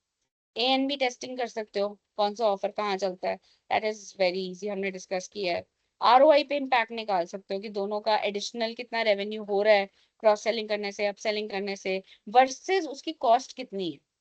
ये तो आप कंपेयर करोगे ना, कि जैसे सपोज आपको 100 रुपए का फायदा हो रहा है, बट क्रॉस सेलिंग करने के लिए, अपसेलिंग करने के लिए आप 80 रुपए का लेबल ले रहे हो, तो देन एडिशनल रेवेन्यू आपको सिर्फ 20 रुपए का हुआ। तो जो आपको एडिशनल फायदा हुआ डिवाइडेड बाय द कॉस्ट, वो आपका रिटर्न आएगा। ऑब्वियसली क्रॉस सेलिंग अपसेलिंग कर रहे हो तो सेल्स पर्सन, मैं बोल रही हूँ सेल्स पर्सन चाहिए, वो सेल्स पर्सन को सैलरी ले रहे होंगे। So what revenue you are getting minus what cost you are paying, and then you can arrive at this figure, ROI। तो ROI तो एक बहुत अच्छा इंडिकेटर होता है। देन इसमें हमारे पास क्या है, हाँ तो ये देख सकते हो कुछ अपसेलिंग के एग्जांपल्स है, क्रॉस सेलिंग का एक डायग्रामेटिक एग्जांपल है। मैकडॉनल्ड्स करता है ये, एक क्रॉस सेलिंग ऐसे करता है, वो मील बनाता है, दैट्स क्रॉस सेलिंग। और अपसेलिंग इज कि आप सिंपल बर्गर नहीं खा रहे हो, आप एक बहुत डबल लार्ज बहुत अच्छा बर्गर खा रहे हो, मतलब वेरी लोडेड बर्गर बेसिकली। सो इसको आप कैसे इम्प्लीमेंट कर सकते हो, समझो कस्टमर की नीड्स को, सेगमेंटेशन अच्छे से करो, बिकॉज थिंग्स आर रिपीटेटिव, तो मैं इसको जल्दी करा रही हूँ because I think we can complete this topic today. Personalisation, हर कस्टमर की नीड अलग है, तो किसी को शैम्पू प्लस कंडीशनर शायद ना चाहिए हो, किसी को शैम्पू प्लस सीरम चाहिए हो, तो वो पर्सनलाइजेशन में आप यूज कर सकते हो। कंटेक्चुअल प्लेसमेंट, कंटेक्चुअल प्लेसमेंट्स का मतलब है ये ऑनलाइन वाले बहुत करते हैं। जैसे ही आप लैपटॉप ढूंढने लगते हो ना, आपको वो नीचे जो रिकमेंडेशंस दिखाते जाते हैं ना, वो लैपटॉप से मिलते जुलते प्रोडक्ट्स के होते हैं, like charger, laptop bag, accessories.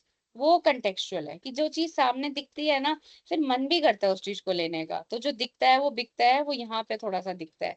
Relevant offer, कि जैसे एक स्टूडेंट है तो वो डिस्काउंट ही ढूंढ रहा होगा, तो अगर कोई क्रॉस सेलिंग ऑफर है जिसमें उनको एक जेन्यून डिस्काउंट मिल रहा है, तो वो लेने से पहले सोचेगा नहीं। ट्रांसपेरेंसी, जो चीज भी कर रहे हो उनको प्रॉपर बताओ कि इधर से इधर अपग्रेड लेके जा रहे हैं, तो फीचर्स को छुपाने की कोई जरूरत नहीं है। वैल्यूज को हाईलाइट करो कि कस्टमर का फायदा कैसे होगा, चाहे क्रॉस सेलिंग करे या वो अपसेलिंग करे, उसको किससे क्या मिल रहा है। आपको तो कुछ मिल ही रहा है एज अ कंपनी, बट उसको क्या मिल रहा है। सोशल प्रूफ्स का मतलब है जैसे कस्टमर रिव्यूज का सहारा ले सकते हो, that people who have used cross selling and upselling वो ज्यादा खुश है देन जिन्होंने नहीं लिया। एजुकेशनल कंटेंट मतलब वही ब्लॉग्स वगैरह पे लिख सकते हो कि क्रॉस सेलिंग ऑफर बेटर है, अपसेलिंग ऑफर क्यों बेटर है, वो चीजें आप बता सकते हो। और टेस्टिंग एंड रिलेटेडिटी का मतलब वही है, A and B टेस्टिंग करते रहो, एक्सपेरिमेंट्स करते रहो, फाइनल फिगर तक आप पहुंच जाओगे। सेल्स एंड सपोर्ट स्टाफ को ट्रेन करो, तो वही सेल्स पर्सन जो है उन्होंने एट द एंड कन्विंस करना है, तो वो ट्रेंड होने चाहिए। और कस्टमर जब खरीद के चला जाए उसके बाद फीडबैक जरूर लो, पोस्ट परचेज एंगेजमेंट होनी चाहिए, रिजल्ट्स को मॉनिटर करो, एथिक्स फॉलो करो, बहुत सारी चीजें इसमें देखो, फीडबैक लूप, एथिक्स, मतलब एथिक्स का बेसिकली मतलब यही है, तुम्हारा तो फायदा हो रहा है बट तुम कस्टमर को पागल बनाने के लिए वो चीज बेच रहे हो कि वो चीज सच में वैल्यूएबल नहीं है, और फिर भी आप कस्टमर को कह रहे हो नहीं नहीं ले लो बहुत अच्छा है। सो वो कस्टमर एथिक्स जनरली वायलेट हो रहा है। एथिक्स वाली चीज हम जनरली यूनिट 4 में पढ़ेंगे। अब ये एक केस स्टडी है, I think so, use case है बेसिकली। तो गोल क्या था और एक्शन क्या था, ये जब मैं नोट्स भेजती हूँ ना तो आप पढ़ लोगे, बस आई थिंक दैट्स इट। और आज मैं आपको नोट्स फाइनली अभी बस भेज रही हूँ 3 यूनिट्स के। 3 यूनिट्स में हमारा 3rd यूनिट का बस एक टॉपिक बच गया, विच is the topic of customer choice. तो वो हमारा रह गया है, वो फिर अब हम नेक्स्ट क्लास में उठाते हैं, साइकोलॉजी ऑफ चॉइस जो रह गया है, और फिर हम यूनिट 4 बिगिन कर सकते हैं। सो ऑलमोस्ट 3rd यूनिट मैंने जैसे कहा था, अब 90 तो नहीं हुई क्योंकि चॉइस वाला टॉपिक थोड़ा बड़ा है। So we have completed 80% of 3rd unit today. So किसी को कोई डाउट? हाँ दीपक बोलो। मैम मैं ये पूछ रहा था, नोट्स कहाँ भेजने वाले हो आप, कहाँ से किसको शेयर करोगे? वो एक सीआर है, मैं सीआर को भेजती हूँ और वो ग्रुप पे डाल देता है। मैम मेरे को भी आप एक बार शेयर कर देना, मैंने आपको मेल किया हुआ था ना, आपने पहले भी मेरे को शेयर किए थे। अच्छा, मैं देखूंगी, I will try to find out. ठीक है। मैं आपको दोबारा हाई कर देता हूँ, आप उससे कर लो। हाँ ठीक है, ऐसे कर दो, कोई दिक्कत नहीं। मैं उसके ग्रुप मैम में हूँ। कोई और बुक भी आप, हाँ बताओ बताओ क्या कह रही हो। मैम कोई बुक ऐसी जो ऐसे आपने पिछले सेमेस्टर भी आपने एक सजेस्ट करी थी ना, विच वाज वेरी यूजफुल, तो अगर कोई मार्केटिंग एनालाइज की कोई बुक। यार एनालिटिक्स की ना बुक्स तो हैं, पर उन बुक्स में ना तुम्हारे टॉपिक्स नहीं है। लाइक बुक्स तो मेरे पास हैं, वो मैं शेयर कर दूंगी, मुझे प्रॉब्लम नहीं है, but they don't have your syllabus specific topics. तो अच्छा। ये एक बहुत बड़ी प्रॉब्लम है। तो बुक्स पढ़ने का अगर वैसे जनरल नॉलेज के लिए यू वांट, जैसे तुम अभी जॉब वगैरह के लिए कह रही थी, वो तो काम आ जाएगा, but they are not from the point of view of academics, क्योंकि टॉपिक आपके एकेडमिक्स के अलग हैं, और किसी बुक में कुछ मिलेगा, किसी में कुछ मिलेगा। So you like have to study multiple books, तो वो तो और ज्यादा कम्बरसम हो जाएगा तुम्हारे लिए। ठीक है मैम, फिर भी ठीक अगर है। आपको कोई ऐसी बुक लगे जो हाँ अगर बीइंग कुछ अ अच्छी एमबीए लगेगी, स्टूडेंट वी हाँ शुड, हाँ हाँ, हाँ तो वो आप वो मैं शेयर बता। करूँ। ठीक है। ठीक है मैम, थैंक यू सो और मच। कुछ? तो क्लोज करें फिर। तो अभी हम यहाँ क्लोज करते हैं, नेक्स्ट वीक हम मिलेंगे, हम यूनिट 3 कंप्लीट करेंगे एंड हम यूनिट 4 स्टार्ट करेंगे। ठीक है। So okay ma'am, thank you so much ma'am. Okay, happy weekend, healthy weekend, have a happy dinner, take care everybody, next week मिलते हैं। You too ma'am, good night ma'am. Okay okay, good night.